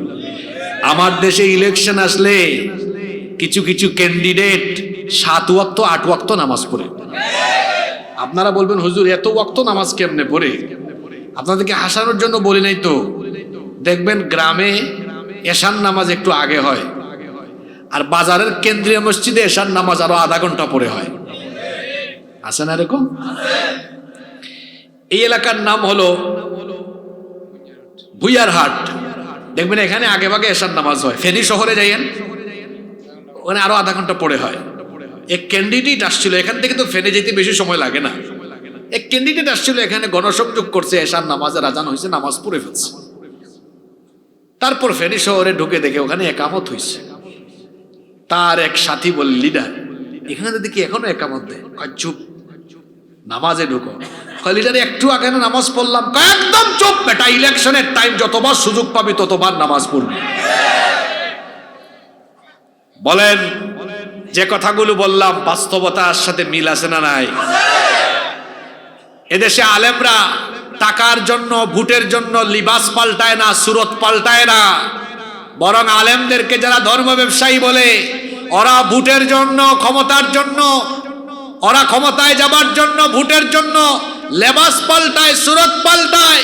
সুতরাং আলেমরা ধর্ম ব্যবসায়ী নয়, যারা ভোটের সিজনে ক্ষমতা পাওয়ার সময়ে লেবাস পাল্টায়, সুরত পাল্টায়, ওরাই হলো এই সমাজের প্রকৃত ধর্ম ব্যবসায়ী। বেটা আমাদেরকে বলো ধর্ম ব্যবসায়ী। তোমার চেহারা আয়নায় গিয়ে দেখো, আয়নায় নিজেদের চেহারা দেখো। আলেমদের সাথে বেয়াদবির ফল এর আগের জালিমদের পরিণতি কি হয়েছে এটা দেখে শিক্ষা নিতে পারেন নাই? আলেমরা যখন কারো বিরুদ্ধে একজোট হয়ে যায়, সেখানে আর টিকে থাকা সম্ভব হয় না, মুশকিল হয়ে যায়। এই মাটি চিনতে হবে, এটা সেই মাটি। এখানে প্রতিদিন ফজরের আজান দিয়ে এই দেশে সূর্য উদয় হয়, সূর্যাস্তের সময় আবারও আজান হয়। এখানে লক্ষ লক্ষ মসজিদ মাদ্রাসা আছে, লক্ষ লক্ষ উলামা মাশায়েখ আছে। এদেশের মানুষ দল মত নির্বিশেষে আলেমদেরকে সম্মান করে, শ্রদ্ধা করে। সেই আলেমদেরকে সামান্য ক্ষমতার স্বার্থে যারা আলেমদের শানে বেয়াদবি করে, আজে বাজে শব্দ চয়ন করে, আমি সাবধান করে দিচ্ছি, এদেশে আলেমদের বিরুদ্ধে, ইসলামের বিরুদ্ধে গিয়ে কেউ ক্ষমতার চেয়ারে টিকতে পারবে না। এটা কশ্চিনকালেও সম্ভব নয়।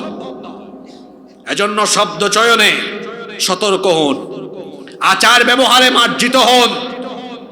প্রত্যেককে বলবো, এটা সকলের জন্য, আমি কারো নাম ধরে বলিনি। মজলুম থেকে উত্তরণ হয়ে আবার আমরা কেউ যেন নিজেদেরকে জালেমের ভূমিকায় নিয়ে না যাই। আল্লাহ আমাদেরকে হেফাজত করেন।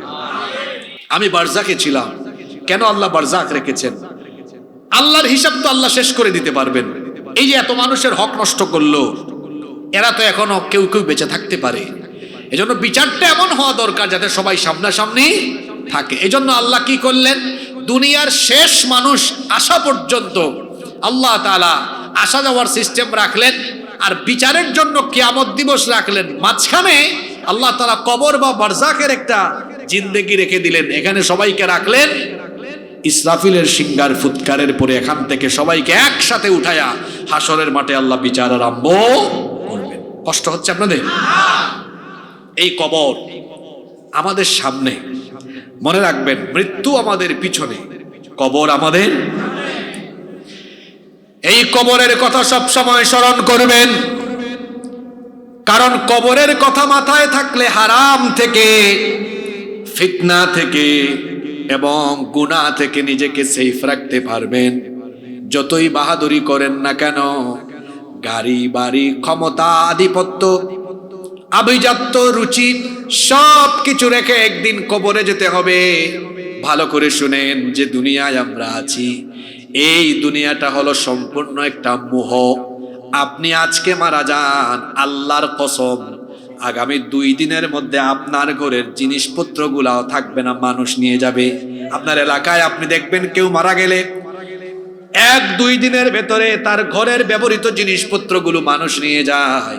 3 দিনের দিন ঘরে ঢুকলে এই ঘরে তার স্মৃতি চিহ্নটুকু, ব্যবহৃত কোনো জিনিস পর্যন্ত থাকে না। বলেন তো আছে না নাই? আশ্চর্যের কথা হলো, আমরা যখন মারা যাব, কেউ আর আমাদের নাম ধরে পর্যন্ত ডাকবে না, বলবে না আব্দুল মজিদকে আস্তে করে নামাও, আব্দুল মজিদকে জানাজা দাও, আব্দুল মজিদকে কবরে নামাও। কেউ ওই কথা বলবে না। বলবে লাশ ধোয়ানোর ব্যবস্থা করো, লাশ দাফনের ব্যবস্থা করো, লাশ জানাজার ব্যবস্থা করো। দেখবেন মানুষ মারা যাওয়ার পরে তার নাম হয়ে যায়, আরো জোরে বলেন, তার নাম কি হয়ে যায়? কি দুনিয়ায় আছি আমরা, শোনেন। এতে যদি প্যান্ডেলের ভেতরে আমাদের মরণ হয়, এটা শোনা মাত্রই কিছু লোকের মন খারাপ হবে, বাড়িতে সবাই শুনলে হাউমাউ করে কানবে। কিন্তু কান্না করলে কি হবে? তারা সবাই মিটিং এ বসবে। লাশ কিন্তু বেশিক্ষণ রাখা যাবে না, তাড়াতাড়ি বাইর করো, তাড়াতাড়ি জানাজা দাও। যে স্ত্রীকে আপন ভাবতেন, যে সন্তানদেরকে আপন ভাবতেন, যে পরিবারের লোকগুলোর জন্য এত কিছু করেছেন, দেখবেন তারা কয়েক মিনিট কান্নাকাটি করে মিটিং এ বসে যাবে। তাড়াতাড়ি এটাকে জানাজার ব্যবস্থা করো।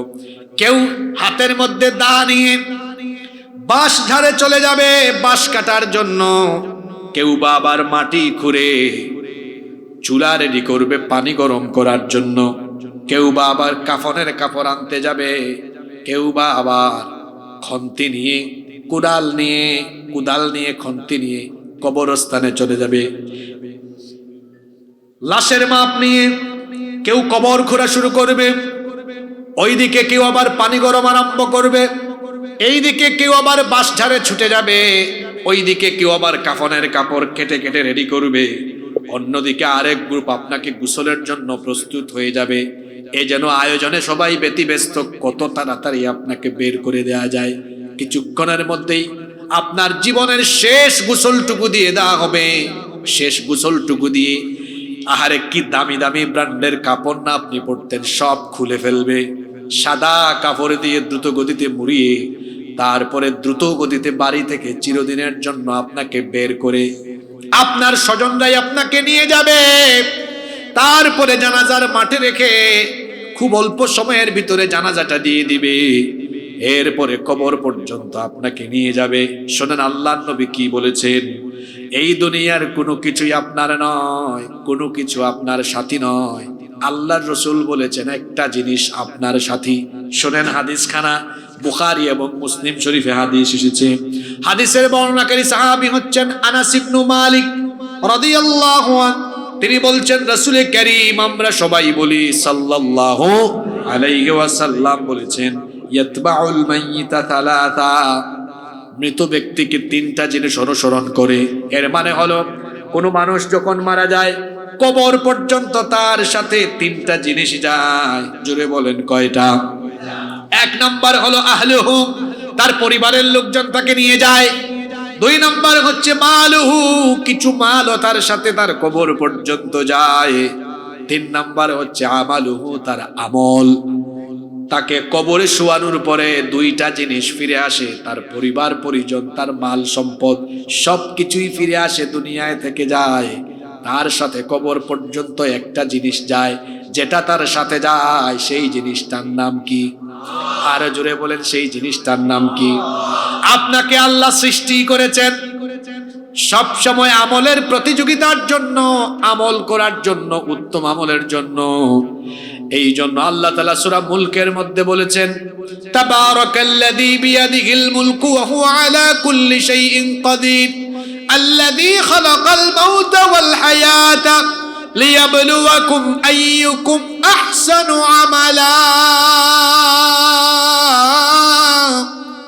জীবন মৃত্যুর মাঝখানের এই সময়টা আল্লাহ দিয়েছেন তোমাদের মধ্যে কে উত্তম আমল করতে পারে এটা দেখার জন্য। এই আমলের জন্যই আপনাকে রেডি করা হলো। فأما من ثقلت موازينه فهو في عيشة راضية وأما من خفت موازينه فأمه هاوية। সেদিন মিজানের পাল্লায় যার আমল বেশি হবে, নেক আমলের পরিমাণ বেশি হবে, সেই ব্যক্তি সফল হয়ে জান্নাতি হবে। আর মিজানের পাল্লায় যার নেকির পরিমাণ কম হবে সেই ব্যক্তি ধ্বংস হয়ে যাবে। কিন্তু আমার আপনার সময়গুলো আমল করতে করতে যায় না। বিশেষ করে যুবকেরা আছে, যুবকদের সময় এখন সবচেয়ে বেশি নষ্ট হয় মোবাইলে। মোবাইলের মধ্যে তারা সবচেয়ে বেশি সময় নষ্ট করে। সময় চলে যায় ফুর্তি করতে করতে, সময় চলে যায় চামচামি করতে করতে। এই কথাটা শুনতে বড় খারাপ, কিন্তু আমি প্রায় জায়গায় বলি যুবকরা আছে না ঘুমাই গেছে? হ্যাঁ, বেশিরভাগ যুবকের যৌবন যায় চামচামিতে। কিভাবে? আপনাদেরকে অনেকে টার্গেট করে রেখেছে, কারণ যুবকদের শক্তি বেশি তো। সে তার ক্ষমতার সিঁড়ি হিসাবে বা ক্ষমতায় যাওয়ার জন্য আপনাকে এমন ভাবে টার্গেট করেছে, ডেকে আপনার পকেটে বেশি না 1000-500 টাকার নোট ঢুকিয়ে দিয়েছে, অথবা আপনাকে পদ পদবীর লুপ দেখায়া তারপরে আপনাকে সে ব্যবহার করে তার সামনে পিছনে মোটরসাইকেল শোডাউন করায়। এজন্য আপনাকে সে ইউজ করছে। ও আমার যুবক ভাইয়েরা, ও আমার কলিজার টুকরা ভাইয়েরা, মনে রাখবেন আপনার তারুণ্য, আপনার যৌবন, আপনার এই যৌবনের ঘাম, আপনার শ্রম, শক্তি, সামর্থ্য কোন নেতা নেত্রী দেওয়া গিফট নয়। কোথায় যাচ্ছেন আপনি? এই যে আমি কথা বলছি দেখছেন, শীতের দিন কিন্তু ঘাম বেরোচ্ছে। আমার এতে কেউ আব্বা ডাকলেও তার সামনে পিছনে নিয়ে আমাকে ব্যবহার করে আমার এক ফোঁটা ঘাম সে নিতে পারবে না, আব্বা ডাকলেও পারবে না। কারণ আমার তারুণ্য, আমার যৌবন, আমার শক্তি, সামর্থ্য, ঘাম, রক্ত, এটা কারো চামচামির জন্য আল্লাহ দেন নাই। মনে রাখবেন যুবক ভাইয়েরা, এই তারুণ্য, যৌবন, শক্তি, সামর্থ্য, রক্ত, জীবন দেওয়া হয়েছে কেবলমাত্র আল্লাহর জমিনে আল্লাহর দ্বীন কায়েমের জন্য।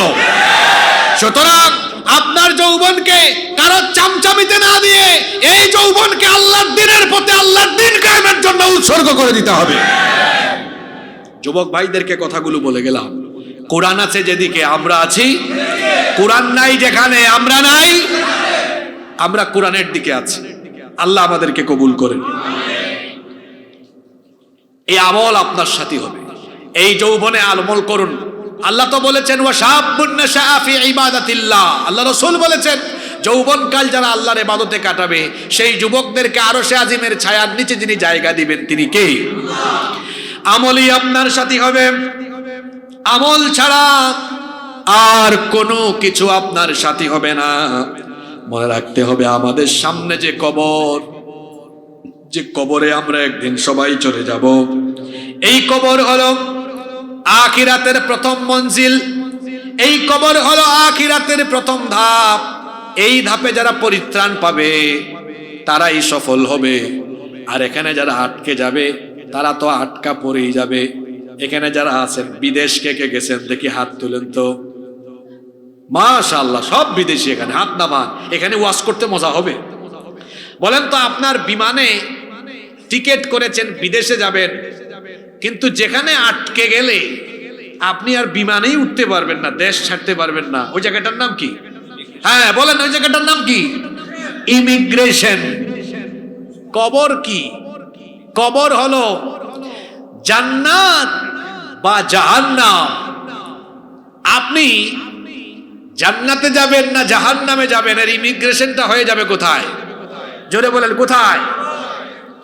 কবর হলো এক প্রকার ইমিগ্রেশন, যেখানে দেশের বাইরে গেলে যেমন ইমিগ্রেশন পুলিশ অফিসার আপনার পাসপোর্ট চেক করে, ভিসা চেক করে, প্রয়োজনীয় ডকুমেন্ট সবকিছু চেক করে তারপরে পাসপোর্টে সিল মারে, এরপরে বলেন ইউ ক্যান গো, এখন আপনি যেতে পারেন।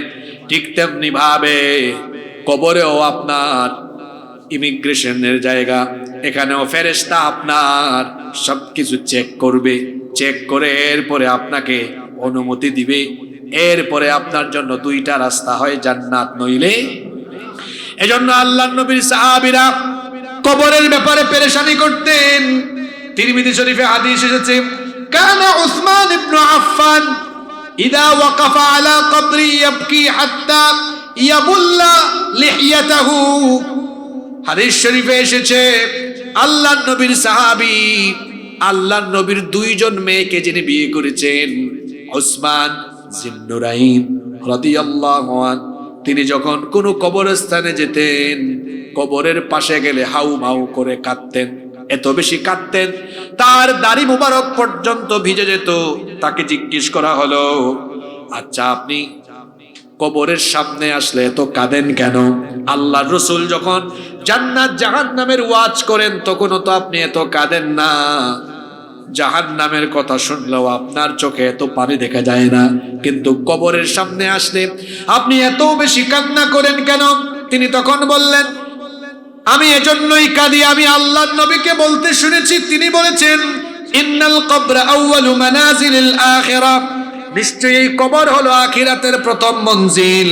ফা ইন্না জা মিনহু ফামা বা'দাহু আইসারু মিন, এই কবরে যদি কেউ পাস হয়ে যায়, নাজাত পেয়ে যায়, বাকি সকল ধাপ সহজ হয়ে যাবে। ওয়া ইল্লাম ইয়ানজু মিনহু ফামা বা'দাহু আশুদ্দা মিন, আর এখানে যদি কেউ আটকে যায় পরবর্তী সকল ধাপে সে আটকে যাবে।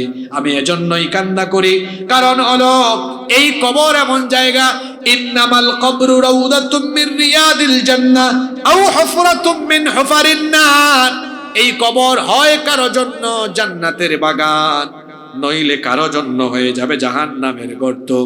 আমরা শেষের দিকে চলে আসছি, মনোযোগ বাড়ান। কথায় আছে শেষ ভালো যার, সব ভালো। কবরের মধ্যে দুই শ্রেণীর মানুষ দুই রকমের পরিস্থিতির সম্মুখীন হবে। এক শ্রেণী হলো নেককার, আর এক শ্রেণী হলো বদকার। এক শ্রেণী হলো যারা দুনিয়াতে ভালো আমল করে গিয়েছে, আল্লাহ আর রসুলের পথে জিন্দেগি যাপন করেছে, তাদের পরিস্থিতি একরকম। আর যারা সারাটা জীবন আল্লাহ আর রসুলের সঙ্গে নাফরমানি করেছে, সেই সকল নাফরমানদের পরিস্থিতি হবে আর একরকম। কবরের মধ্যে নেককার লোকেরা 10টা নেয়ামত পাবে, আবার বদকার লোকেরা 10টা ক্ষতির সম্মুখীন হবে। বুঝে ফেলেন, ভালো করে শোনেন, নেককারদের জন্য 10টা সুসংবাদ, আর বদকারদের জন্য 10টা। জোরে বলেন। এবার আসেন সরাসরি আমরা হাদিসে চলে যাই। এক হাদিস দিয়ে আমরা শেষ করে ফেলবো। খেয়াল করে শুনেন, লম্বা হাদিস, বুখারীতে হাদিসটি এসেছে। আনাস ইবনে মালিক রাদিয়াল্লাহু আনহু এই হাদিসটি বর্ণনা করেছেন। তিনি বলেছেন, আল্লাহর রাসূল বলেছেন, ইন্নাল আবদা ইদা ওদিআ ফি কবরিহি ওয়া তাওয়াল্লা আনহু আসহাবুহু ওয়া ইন্নাহু লা ইয়াসমাউ করআ নিআলিহিম। তিনি বলেছেন, আল্লাহর রাসূল বলেছেন, যখন কোনো ব্যক্তিকে কবরে দাফন করা হয়, কবরে শোয়ানোর পরে, দাফন দেওয়ার পরে যখন তার সাথীরা জুতা পায়ে দিয়ে হেঁটে যায়, জুতার আওয়াজ ওই কবরে থাকা, শুয়ে থাকা লোকটাও শুনতে পায়। আল্লাহু আকবার। এখানে একটা বিষয় দেখেন, আশ্চর্য ব্যাপার। কবরের সাউন্ড আমাদের কানে আসে না, কিন্তু আমাদের বিষয় তার কানে ঠিকই যায়। কি আশ্চর্য এক জগৎ! আমরা দেখি না, তারা দেখে; আমরা শুনি না, তারা শুনে। আল্লাহর রাসূল বলেছেন, কবর দেওয়ার পরে যখন তার সাথীরা চলে যায়, এদের জুতার আওয়াজ পর্যন্ত কবরে শুয়ে থাকা লোকগুলো শুনতে পারে। যখন 40 কদম এরা চলে যায়, ফাতুআদু রূহুহু ফি জাসাদি, ওই ব্যক্তির কবরে তার শরীরের মধ্যে রূহ আবার ফিরিয়ে দেওয়া হয়। ফায়াতিহি মালাকান, অতঃপর 2 জন ফেরেশতা আগমন করেন। ফায়ুজলিসানি, এরপরে সেই লোকটাকে শোয়া থেকে উঠান। ফায়াকুলান, এরপরে এই 2 ফেরেশতা তাকে কিছু প্রশ্ন করেন। এবার আমরা চলে যাচ্ছি নেককারদের জন্য কবরে 10টা সুসংবাদ। জোরে বলেন, কয়টা সুসংবাদ? নেককার কারা? আজান হয়েছে, আল্লাহর বান্দা সব কাজ ফেলে নামাজে হাজির হয়েছে। আহারে, নামাজের অবস্থা তো বড় করুন। আমার দেশে মাহফিলে মানুষ বেশি নাকি নামাজের জামাতে মানুষ বেশি? রাগ কইরেন না, এখানে প্যান্ডেল ভরপুর হয়েছে। এখন আগে আমরা শুনতাম, আমিও ছোটকালে ওয়াজ শুনতে যেতাম, এটা আমার বলতে পারেন একরকম নেশা ছিল। আমার এখনো মনে আছে, 10 মাইল 12 মাইল পর্যন্ত হেঁটে হেঁটে গিয়ে ওয়াজ শুনছি। বক্তার চেহারা কেমন, কণ্ঠ কেমন, এগুলো শোনার জন্য আমরা মাহফিলে যেতাম না। আমরা যেতাম কিছু কোরআন হাদিসের জ্ঞান নিয়ে আসার জন্য। এখন মাহফিল অনেক জায়গায় তামাশায় পরিণত হয়েছে। আয়োজক কমিটি মাহফিলের আয়োজন করে, দেখবেন কমিটি পর্যন্ত স্টেজে বসে না, আশেপাশে ঘুর ঘুর করে, মনে হয় সব সে জানে। আছে না নাই? মাহফিলের আয়োজন করলে কমিটি শুদ্ধ প্যান্ডেলে বসে যাবেন, সব কাজ বন্ধ, সব বসে যাবেন, বসে বসে শুনবেন। এখন ফ্যাশন হয়ে গিয়েছে অনেক জায়গায়, কেউ বা বাইরে আড্ডা মারে, কেউ বা হুজুরের চেহারা দেখতে আসে, কেউ বা সেলিব্রিটি হুজুর দেখতে আসে। আছে না নাই? হেদায়েতের জন্য বেশি মানুষ আসে না। এখন দেখা যায় প্যান্ডেলে বসে যারা ওয়াজ শোনে, আল্লাহর বহু কুতুব হয়তো এখানে আছে, যারা এশার নামাজটা বাদ দিয়ে ওয়াজ শুনতে বসে গেছে। ওয়াজ শোনা হলো নফল, নামাজ আদায় করা হলো। রাত 12টা পর্যন্ত ওয়াজ শুনে ফজরের নামাজ যদি আদায় করে না, এই লোকটার সারা জীবন ওয়াজ শুনেও কোনো ফায়দা হবে। এখন আবার বলি না, তাহলে ওয়াজ দিয়ে কি হবে? আমার দেশে কিন্তু এরকম কিছু মানুষ বের হয়েছে, ওই ওয়াজ মাহফিল দিয়ে কি হয়, এগুলো এত বেশি বাড়ছে কি? আমি বলি, এত চোখের মধ্যে রঙিন চশমা লাগিয়ে দিয়েছে। ব্যাককল কোথাকার! এই ব্যাককল কি দেখে না যে প্রতিটা এলাকা থেকে যাত্রা গান, বাউল গান, ফাউল গান বিদায় হয়েছে? প্রতিটা এলাকায় মানুষ এখন কুরআনমুখী হয়েছে। হ্যাঁ, আমি একমত। শুধু ওয়াজ নসিহত দিয়ে মানুষকে হেদায়েত করা যাবে না। আপনি 1 ঘন্টায় মানুষ হেদায়েত বানাবেন কেমনে? কি করে সম্ভব এটা? আপনি হেদায়েত বানাইতে পারবেন তখন আপনার দেশে যে সিলেবাস আছে, কারিকুলাম আছে, ওখানে আল্লাহর কোরআনকে, হাদিসকে বাধ্যতামূলক করে দেন। একটি আলোকিত, একটি কোরআনময় প্রজন্ম তখন তৈরি হবে। এটারও দরকার আছে। নইলে তো যুবকরা দেখা যাবে মাহফিল নাই, শুরু করবে আউল আর বাউল। দেখেন না অনেক জায়গায় বাউল গান আছে। এই বাউলের কথা তো বলছিলাম কিন্তু ভুলে গেলাম। এই আবুল সরকারের পক্ষ নিয়েছে বাংলাদেশে কিছু বাম, রাম, নাস্তিক এবং রাজনীতিবিদরা। সবাইকে সতর্ক করছি, এটা 90% মুসলমানের দেশ। এখানে নেতা নেত্রীর বিরুদ্ধে কথা বললে যদি জেল হয়, আল্লাহ আর তার রাসূলের বিরুদ্ধে কথা বললে মৃত্যুদণ্ড দিতে হবে। তার মুক্তির ব্যাপারে কেউ কেউ আওয়াজ তুলেছে। কিছু রাজনৈতিক দলের নেতৃবৃন্দকেও দেখলাম নিজেদের পরিণতি খারাপ করবার আগে এই দেশের সেন্টিমেন্ট, জনগণ মানুষের সেন্টিমেন্ট পালস বোঝার চেষ্টা করে। এই দেশে বাম, রাম, জাহান্নামের কীট, এদের সংখ্যা বড় কম, কিন্তু তাওহীদবাদীদের সংখ্যা এই দেশে কম না বেশি? জোরে বলেন, কম না বেশি? কয় বাক স্বাধীনতা। এটা কোন জাতের বাক স্বাধীনতা যে সে আমার আল্লাহ এবং রাসূলকে নিয়ে কটাক্ষ করবে? যদি এটা তার বাক স্বাধীনতা হয়, তাহলে দেশে তাওহীদবাদী মুসলমান এইরকম কোন আল্লাহদ্রোহী, খোদাদ্রোহী এবং আল্লাহর রাসূলের শান মান নষ্টকারী এই ধরনের লোকরা যদি কথা বললে সেটা বাক স্বাধীনতা হয়, তাহলে এদেরকে আঘাত করা এটা হবে আমাদের হাতের স্বাধীনতা। তো বাক স্বাধীনতা যদি থাকতে পারে এই দেশে, হাতের স্বাধীনতাও থাকবে। আর যদি বলেন আইনের শাসন প্রতিষ্ঠা করতে চান, তাহলে দেশে আইন করেন যে কেউ এই দেশে ধর্ম অবমাননা করতে পারবে। আল্লাহকে গালি দেওয়া, রসুলকে গালি দেওয়া, এটা কি ধর্ম অবমাননা নয়? যদি বলেন বাক স্বাধীনতা, আমি তো বলে গিয়েছি, তাইলে এদেরকে কতল করা এইটাও হবে মুসলমানদের হাতের স্বাধীনতা। আর যদি বলেন যে না আইনের শাসন চাই, তো আইন করেন না কেন? আপনি আইন করেন যে ধর্ম অবমাননা করলে এই শাস্তি দেওয়া হবে। আপনি এই দিকে তেল মারেন আর ওই দিকে মুসলমানদের সাথে প্রতারণা করবেন, এইরকম দুমুখ নীতি এই বাংলাদেশে হতে দেওয়া হবে। আপনারা কি আমার কথায় বেজার হয়ে গেলেন নাকি? বলছিলাম কবরে নেককারদের জন্য কয়টা সুসংবাদ? 10টা সুসংবাদ।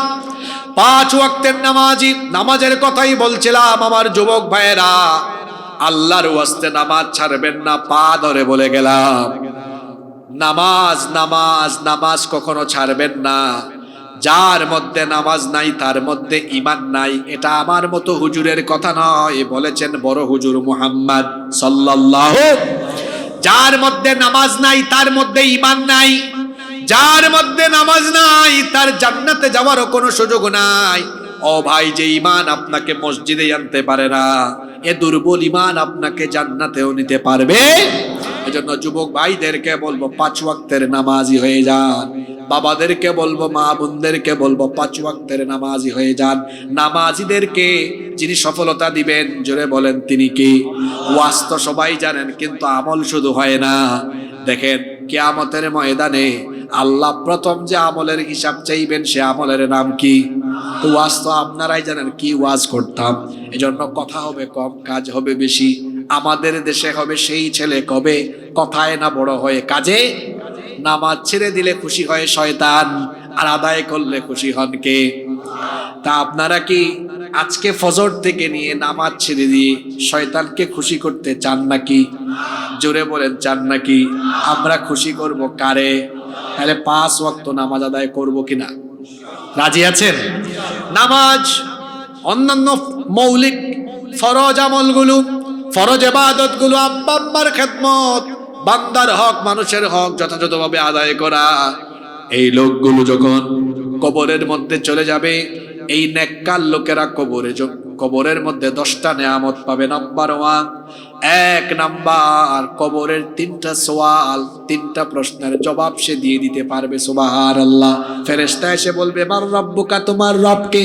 সে তখন বলবে, রব্বি আল্লাহ, আমার রব হলেন আল্লাহ। ফেরেশতা বলবে, মা দীনুকা, তোমার দিন কি? সে বলবে, দীনি আল ইসলাম। ফেরেশতা বলবে, মা হাদার রাজুলু আল্লাযী বুইসা ফীকুম, আল্লাহর রাসূলের চেহারা মুবারক দেখা বলা হবে, উনাকে কি চিনো নাকি? যাকে তোমাদের জন্য পাঠানো হয়েছিল। তখন বলবে কেন চিনব না, সারাটা জীবন এই নবীকে আমি অনুসরণ করলাম।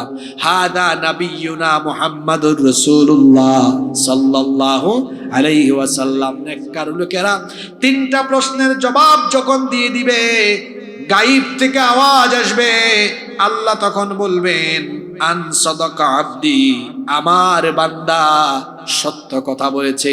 এবার 2 নাম্বার যে সুসংবাদ এবং নিয়ামত তাকে দেওয়া হবে, আল্লাহ বলবেন আমার বান্দা সে বড় নেককার মানুষ, দিনদার মানুষ। তাকে তার সাথীরা, পৃথিবীর মানুষেরা তাকে মাটির বিছানায় শুইয়ে গিয়েছে। ও আমার ফেরেশতারা, আমার এই নেককার বান্দার কবর, তার এই কবরের মধ্যে মাটির বিছানা আর রেখো না, ফাআফরিশুহু মিনাল জান্নাহ, তার কবরের মধ্যে জান্নাতের বিছানা বিছায়া দাও। 3 নাম্বার আল্লাহ বলবেন, ও ফেরেশতারা, এই নেককার বান্দাকে 3 নাম্বার যে নিয়ামত এবং সুসংবাদ দিবে সেটা হলো ওয়া আলবিসুহু মিনাল জান্নাহ। দুনিয়ার মানুষরা তারে সাদা কাফন পরায়া কবরে রেখে গিয়েছে, এই সাদা কাফন তার গা থেকে খুলে দাও, আর তার শরীরের মধ্যে আমার জান্নাতের তৈরি জান্নাতি পোশাক পরায়া দাও। 4 নাম্বার ওয়াফতাহু লাহু বাবান ইলাল জান্নাহ, জান্নাতের দিক থেকে একটা দুয়ার তার কবরের দিকে খুলে দাও, যাতে করে কবর থেকে সে জান্নাতের নয়নাভিরাম দৃশ্যগুলো দেখতে পারে। সুবহানাল্লাহ। 5 নাম্বার আল্লাহ তাআলা বলবেন ফেরেশতারা জান্নাতের সুগন্ধ, জান্নাতের পবিত্র সুগন্ধি তার কবরের দিকে দিয়ে দাও, যাতে তার গোটা কবরটা সুগন্ধে যুক্ত হয়ে যায়। 6 নাম্বার নিয়ামত হলো মাত্র 3.5 হাত তার কবর ছোট্ট জায়গায় থাকবে। কেমনে? দুনিয়াতে 180, 200 স্কয়ার ফিট, 250, 300 স্কয়ার ফিটের 15 বাই 15, 20 বাই 20 এত বড় বড় বেডরুমে থেকেছে, এখন রেখে গিয়েছে 3.5 হাত কবরে। আমার এই নেককার দিনদার বান্দার কবরটাকে এত সংকীর্ণ রেখো না। ওয়ায়ুফসাহু লাহু ফি কবরিহি মাদ্দা বাসারিহি, তার চোখের দৃষ্টি যাবে যত দূর, তার কবরটাকে প্রশস্ত করে দাও তত দূর। 7 নাম্বার তার কবরের মধ্যে ইয়াতিহি রাজুলুন হাসানুল ওয়াজহ, সুন্দর চেহারার একজন লোক আসবে। হাসানুস সিয়াব, সুন্দর কাপড় পরিহিত, তাইয়িবুর রিহ, উত্তম সুগন্ধে যুক্ত। এই লোকটা যখন আসবে, কবরে থাকা দিনদার লোকটা, নেককার লোকটা বলবে তুমি আবার কে?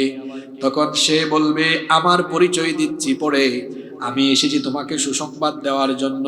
আবশির বিল্লাযী ইয়াসুররুক হাদা ইয়াউমুকাল্লাযী কুনতু তুআদ, সুসংবাদ গ্রহণ করো, যেই দিনের অপেক্ষায় তুমি ছিলে।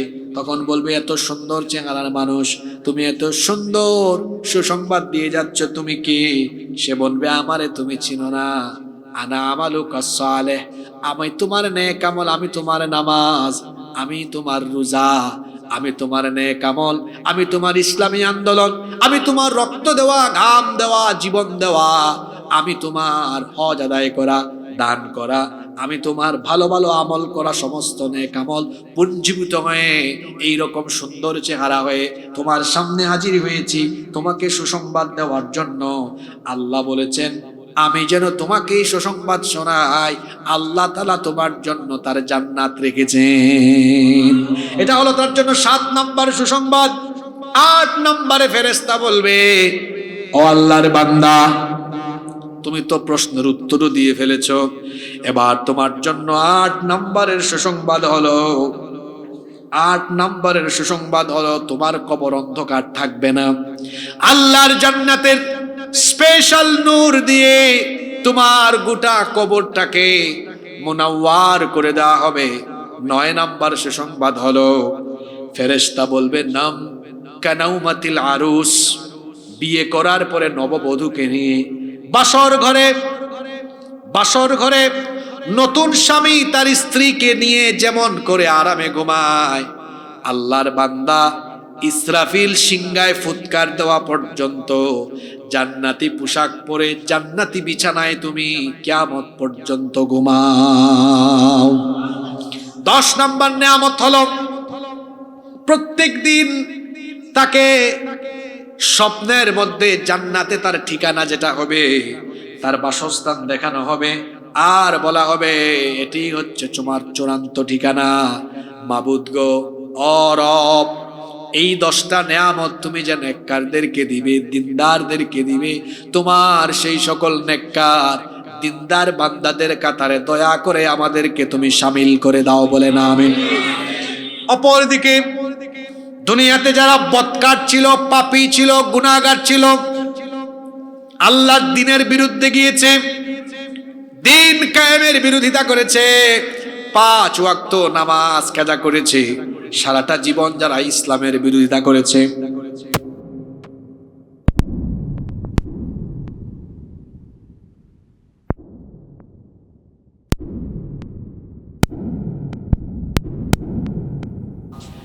এক নাম্বার একটা প্রশ্নের উত্তর দিতে পারবে না। ফেরেশতা বলবে মার রব্বুক, সে বলবে লা আদরি। ফেরেশতা বলবে মা দীনুক, সে বলবে লা আদরি। ফেরেশতা বলবে মা হাযার রাজুল আল্লাযী বুইতা ফীকুম, বলবে হা হা লা আদরি, কিছুই জানি না। গায়েব থেকে আওয়াজ আসবে আন কাযাবা আবদি, আমার এই বান্দা মিথ্যা বলেছে। সে একটা মিথ্যুক, সে একটা মিথ্যুক, মিথ্যা বলেছে। 1 নাম্বার গজব হলো এই বদকার পাপিষ্ট নাফরমান, এরা কবরের একটা প্রশ্নের উত্তরও দিতে পারবে না। 2 নাম্বার গজব হলো তার জন্য আল্লাহ তখন ফেরেশতাদেরকে বলবেন ফাআফরিশু লাহু মিনান নার, তার কবরের মধ্যে জাহান্নামের বিছানা বিছাও। 3 নাম্বার হলো ওয়ালবিসুহু মিনান নার, জাহান্নামের আগুনের তৈরি পোশাক তাকে পরায়া দাও। 4 নাম্বার হলো ওয়ায়ুফতাহু লাহু বাবান ইলান নার, জাহান্নামের দরজাটা তার কবরের দিকে খুলে দাও, যাতে জাহান্নামের উত্তপ্ত লু হাওয়া তার কবরের দিকে আসতে পারে।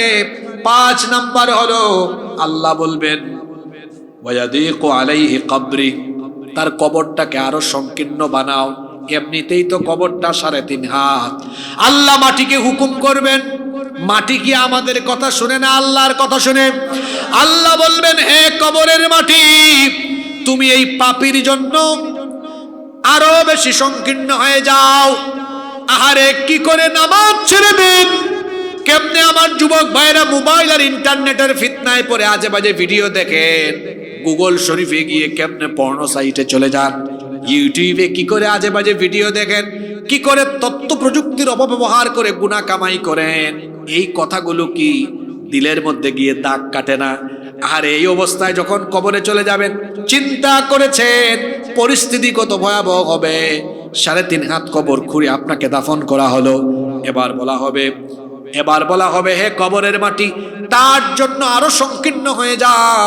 কবরের মাটি এবার এমন করে সংকীর্ণ হতে থাকবে, 2 পাশের কবরের মাটি আমি নিজের হাতে কত মানুষকে কবরে দাফন করেছি। নিজে যখন নামি দেখতেই তো ভয় লাগে। গত সপ্তাহে তো আমি আমার নিজের মাকেই কবরে নামালাম, আরো বহু মানুষকে আমি নিজে কবরে নামিয়েছি।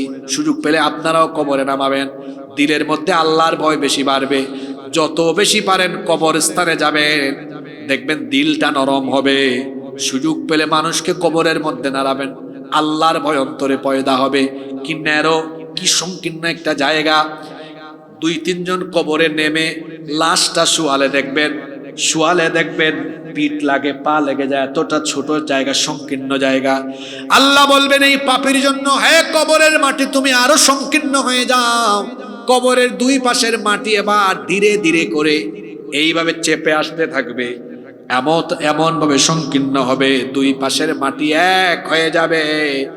এক হয়ে দেহটাকে এমন একটা চাপ মারবে, এক পাশের পাঁজর গিয়ে অন্য পাশের পাঁজরে এইভাবে ঢুকে যেতে থাকবে। আল্লাহ গো, এমন কঠিন আযাব কবরে আমরা নিতে পারবো না, তুমি আমাদেরকে হেফাজত করো, বলে না আমিন। এটা হলো পাপীদের জন্য 5 নাম্বার গজব। 6 নম্বর হলো এক ভয়ঙ্কর কালো চেহারা বিশিষ্ট, দুর্গন্ধ বিশিষ্ট এক লোক আসবে, এসে বলবে পাপী তোর জন্য দুঃসংবাদ। জিজ্ঞেস করা হবে তুমি আবার কে? তখন বলবে আমারে চিনো না, আমি হলাম তোমার গাঁজা খাওয়া, আমি হলাম তোমার পর্ন মুভি দেখা, আমি হলাম তোমার আকাম কুকাম জেনা বেবিচার, আমারে চিনো না, আমি হলাম তোমার মদের আসরে যাওয়া, আমি হলাম তোমার ইসলাম বিরোধিতা, আমি হলাম তোমার নাফরমানি। সংক্ষিপ্ত ভাবে যদি বলি, আমি হলাম তোমার বদ আমল। এই বদ সুরত দিয়ে আল্লাহ পাঠিয়েছেন তোমাকে দুঃসংবাদ দেওয়ার জন্য। 7 নম্বর, তার কবরের মধ্যে এমন কিছু ফেরেশতা নিযুক্ত করা হবে যারা তাকে এমন ভাবে প্রহার করবে লোহার হাতুড়ি দিয়ে। আল্লাহর নবী বলেছেন লাউ দরাবা বিহা জাবালুন, এই হাদিসটা পড়লে আমার গায়ের লোম পর্যন্ত দাঁড়িয়ে যায়, কি ভয়ঙ্কর কথা। আল্লাহর নবী বলেছেন লাউ দরাবা বিহা জাবালুন, এমন লোহার তৈরি হাতুড়ি বা লাঠি দিয়ে পিটানো হবে, এগুলা দিয়ে যদি বিশাল কোনো পাহাড়ে একবার আঘাত করা হয়, লাসারা তোরা বা বিশাল পাহাড় মাটি এবং বালু হয়ে উড়ে যাবে। এই রকমের হাতুড়ি কিংবা এই রকমের হাতিয়ার দিয়ে কবরের মধ্যে বদকারদেরকে পেটানো হবে। নাম্বার 8, 8 নাম্বার, এদের কবরের মধ্যে ভয়ঙ্কর সাপ ছেড়ে দেওয়া হবে, এগুলো তাকে দংশন করতে থাকবে। 9 নাম্বার হলো বিভিন্ন রকমের শাস্তি, পাপ ভেদে নানা রকম পাপ অনুযায়ী নানা রকম শাস্তি হবে। 10 নাম্বার হলো তার কবরটা অন্ধকার হয়ে যাবে, আর তাকে প্রত্যেক দিন জাহান্নামে তার চূড়ান্ত ঠিকানা দেখিয়ে বলা হবে হাদা মাকাদুকা হাত্তা ইয়াবআসাকা আল্লাহু ইয়াউমাল কিয়ামাহ, কিয়ামত হবে না যতক্ষণ তোমার অবস্থান হলো এখানে ততক্ষণ, আর কিয়ামতে এটাই হলো তোমার চূড়ান্ত ঠিকানা। মাবুদ গো, ও আমাদের রব, এই 10টার কোনোটাই নেওয়ার মতো লোড সহ্য ক্ষমতা আমাদের নাই।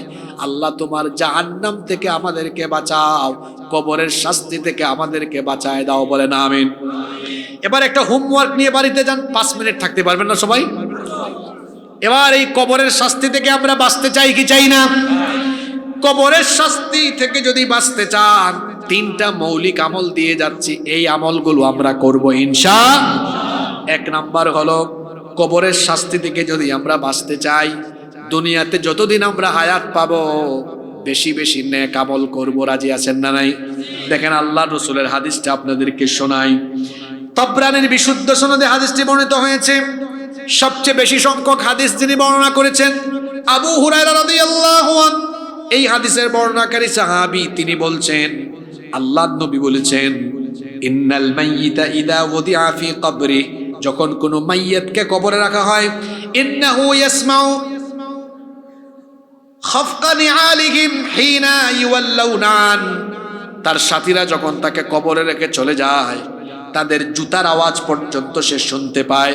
ফা ইন কানা মুমিনান, যদি সে মুমিন হয়, কবরে রেখে যখন তার সাথীরা চলে যায়, হাদিসটা খেয়াল করেন, মুমিন যদি হয়, কানাতিস সালাতু ইনদা রাসিহি, নামাজ তার মাথার দিকে এসে, নামাজ তার মাথার দিকে থাকে, নামাজ মাথার দিকে গিয়ে ওই যে মাথার দিকের মাটি, সেটাকে বলে হে মাটি খবরদার, আল্লাহর বান্দার সাথে দুর্ব্যবহার বেয়াদবি করিস না, আমি হলাম তার নামাজ। আজকে কবরের শাস্তি থেকে প্রোটেকশন দেওয়ার জন্য তার নামাজ আমি দাঁড়িয়ে গেলাম। আল্লাহু আকবার। আল্লাহর রাসূল বলেছেন কানাতিস সালাতু ইনদা রাসিহি, নামাজ তার মাথার দিকে থাকবে। ওয়া কানাস সিয়ামু আন ইয়ামিনিহি, ডান দিকে রোজা থাকবে। ওয়া কানাতিজ যাকাতু আন শিমালিহি, বাম দিকে যাকাত থাকবে। ওয়া কানা ফিআলুল খায়রাতি মিনাস সাদাকাতি ওয়াস সিলাতিল মারুফি ওয়াল ইহসানি ইলান নাসি ইনদা রিজলাইহি, আর অন্যান্য যত নেক আমল আছে, যেমন দান সদকা, তারপরে মানুষের সাথে সুন্দর আচরণ, নেক আমল, দ্বীনের পক্ষে থাকা, ইসলামের পক্ষে থাকা, এই সবগুলো আমল তার পায়ের দিকে চলে যাবে। দেখেন নামাজ হলো মাথার দিকে, খুব সুন্দর কথা, নামাজ মাথার দিকে, তারপরে রোজা ডান দিকে, যাকাত বাম দিকে, অন্যান্য সকল আমল পায়ের দিকে। কোনো দিক কি বাকি আছে নাকি? আসতে বলবেন না, জোরে বলেন, বাকি আছে নাকি? সব আমল চতুর্দিকে দাঁড়িয়ে যাবে আর বলবে হে কবরের মাটি, সাবধান করলাম, সতর্ক করলাম, আল্লাহর এই মুমিন বান্দার সাথে তুমি বেয়াদবি করো না, দুর্ব্যবহার করো না, কারণ আমরা তার নেক আমল চতুর্দিকে তার জন্য দাঁড়িয়ে গেলাম। আল্লাহ তখন কবরের মাটিকে বলবেন, কবরের মাটি সাবধান, আমার বান্দার সাথে কোনো ধরনের বেয়াদবি করবা না।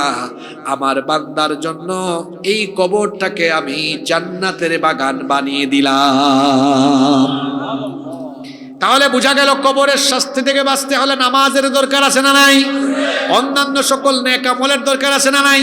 এই জন্য আমরা কোনো নেক আমল ছাড়বো না। এই জন্য একজন মনীষী বলেছেন, নেকির কাজ যত ছোট হোক ছাড়া যাবে না, আবার পাপের কাজ যত ছোট হোক সেইটাও করা যাবে। ছোট পাপ করা যাবে না, আবার ছোট নেক আমল সেইটাকেও ছেড়ে দেওয়া যাবে। কবরের শাস্তি থেকে বাঁচার জন্য আরেকটা আমল দিয়ে গেলাম, সেটা হলো প্রত্যেক রাতে ঘুমানোর আগে সূরা মুলক তেলাওয়াত করবেন। আল্লাহর নবী বলেছেন, যে ব্যক্তি রাতের বেলা ঘুমানোর আগে সূরা মুলক তেলাওয়াত করবে, ওই ব্যক্তিকে কবরের শাস্তি থেকে যিনি বাঁচায়া দিবেন তিনি কে? 3 নাম্বার, এই দোয়াটা সব সময় আপনারা করবেন। আমি নিজেও এই দোয়াটা সব সময় করি। এই যে নামাজে আমরা শেষ বৈঠক করি, প্রথমে তো আত্তাহিয়াতু লিল্লাহি ওয়াস সালাওয়াতু তাশাহুদ পড়ি, এরপরে আমরা দুরূদ পড়ি, আল্লাহুম্মা সাল্লি আলা মুহাম্মদ, এরপরে আল্লাহুম্মা বারিক আলা মুহাম্মাদের পরে দুআয়ে মাসুরা আপনারা পড়েন, আল্লাহুম্মা ইন্নী যালামতু নাফসি যুলমান কাসীরা ওয়া লা ইয়াগফিরুয যুনুবা ইল্লা আনতা ফাগফির লি মাগফিরাতাম মিন ইনদিকা ওয়ারহামনি ইন্নাকা আনতাল গাফুরুর রহিম। এরপরে সালাম ফিরায় ফেলেন, সালাম ফিরালে নামাজ হয়ে যাবে, অসুবিধা নাই। কিন্তু আল্লাহর নবী বলেছেন, নামাজে দুআয়ে মাসুরা পড়ার পরে সালাম না ফিরায়া 4টা বিষয় থেকে আল্লাহর দরবারে পানাহ চাও। এই দোয়াগুলো আল্লাহর নবীও পড়তেন, আপনারাও এটা পড়বেন, শিখে ফেলবেন। এই দোয়াটা খুব সহজ, সব সময় সালাম ফিরানোর আগে এই দোয়াটা পড়বেন। আল্লাহর রাসূল শিখিয়েছেন, আল্লাহুম্মা ইন্নী আউযু বিকা মিন আযাবি জাহান্নাম ওয়া মিন আযাবিল কবর ওয়া মিন ফিতনাতিল মাহইয়া ওয়াল মামাত ওয়া মিন ফিতনাতিল মাসিহিদ দাজ্জাল। কি সুন্দর দোয়া নবীজি শিখিয়েছেন। হে আল্লাহ, তুমি আমাদেরকে জাহান্নামের আযাব থেকে, কবরের শাস্তি থেকে, জীবন মরণের ফিতনা থেকে, আর দাজ্জালের ফিতনা থেকে বাঁচিয়ে দাও। বলেন আমিন। এই দোয়াটা পড়বেন, পারবেন না আপনারা? এই দোয়াটা করবেন, তাহলে দেখবেন আল্লাহ কবরের শাস্তি থেকে বাঁচাবেন। আরো একটা আমল করবেন, আরো একটা আমল করবেন, আল্লাহর কাছে চাইবেন, আল্লাহ নেক আমল অবস্থায় আমাদেরকে মৌত দিও। নেক আমল, নেক আমল অবস্থায় মৌত দিলে যার আখিরি কালেমা হয় লা ইলাহা ইল্লাল্লাহ দাখালাল। আরেকটা আমলের কথা মনে পড়ে গেল, সব সময় আল্লাহর কাছে চাইবেন, আল্লাহ আপনি জুমার দিনে আমাদের মৌত দিয়েন। কোন দিনে? আল্লাহর নবী বলেছেন, জুমার রাতে বা জুমার দিনে যেই ব্যক্তি মারা যায় ঈমান থাকলে পরে, তাকে কবরের শাস্তি থেকে যিনি বাঁচায়া দিবেন তিনি কে? এটা হাদিস আবার শুনে জুমার দিন আসলে একেবারে জোর করে বুকের মধ্যে চাকু ঢুকায় মরে যাইয়েন না, যে কি ফজিলতের কথা শুনছি, জুমার দিনই মরবো। আপনার এরকম মৌত যদি আল্লাহর তরফ থেকে আসে আর ঈমান যদি থাকে, আবার এটা ভাবিয়েন না যে জুমার দিনে মরলেই সে বেঈমান হলেও কবরের শাস্তি থেকে মাপ পাবে। বিষয়টা এমন নয়, শর্ত আছে। শর্ত হলো অবশ্যই ভিতরে কি থাকতে হবে? আমাদের ঈমানের যে দশা, শরীয়ত আইনে বিশ্বাস করি না, আমাদের ঈমানের যে দশা, আল্লাহর বিরুদ্ধে, রসুলের বিরুদ্ধে কথা বলে, আছে না নাই? আমাদের ঈমান তো এমন, আমরা শেষ জামানায় আছি। শেষ কথাগুলো শুনে যান ভালো করে। আল্লাহ রসুল বলেছেন, আখিরি জামানায় ঈমান বাঁচিয়ে রাখা কঠিন হবে, আমলের চেয়ে ঈমান রাখা কঠিন হবে। সকালে মোমেন, বিকালে কাফের হয়ে যাবে। এইরকম কঠিন পরিস্থিতি আসবে। আজকে ঈমান বাঁচানো অনেক কঠিন। আপনার ঈমান ধ্বংস করার জন্য এটা যথেষ্ট, এরা আমার কিচ্ছু লাগে না, এটার অপব্যবহার যথেষ্ট। এই জন্য আমি অনুরোধ করব, আসুন আমরা আমাদের ঈমানের দিকে যত্নবান হই। আল্লাহ এবং রসুলের বিরুদ্ধে যেন আমরা না যাই, দ্বীনের বিরুদ্ধে যেন আমরা কোনো কথা বা কাজ না করি। আজকে শুরু থেকে শেষ পর্যন্ত আলমে বরজাখ, কবরের জিন্দেগি নিয়ে কথা হয়েছে, কারণ কবর আমাদের সকলের সামনে, এই কবরে আমাদেরকে যেতে হবে। আসুন এই কবর যেটা আমাদের সামনে আছে, সেই কবর এবং পরকালীন জীবন যেন সুন্দর হয়, পরকালীন জবাবদিহিতা ভিত্তিক জীবন আমরা সাজাই। আমল ভিত্তিক জীবন গঠন করি, তাকওয়া ভিত্তিক জীবন সাজাই, যেখানে কোরআন সুন্নাহর রঙে নিজেরা রঙিন হব। আর আমরা আজে বাজে মানুষের সাথে চলবো না। সৎসঙ্গে স্বর্গবাস, অসৎসঙ্গে, যারা কোরআন হাদিস পড়ে না, মানে না, এদের সাথে আমাদের কোনো সম্পর্ক। যারা দেখা হলে নামাজের কথা বলে, নামাজের দিকে ডাকে, তাহাজ্জুদে ডাকে, দেখা হলে কোরআন গিফট করে, হাদিস গিফট করে, ইসলামী সাহিত্য দেয়, দ্বীনের দিকে ডাকে, কোরআনের মিছিলের দিকে ডাকে, তাদের সাথে আমরা আসি না নাই? আল্লাহ আমাদেরকে দিনদারদের সাথে রাখুন। আল্লাহ আমাদেরকে দিনদার মানুষদের বন্ধু বানায় দান, বলেন আমিন।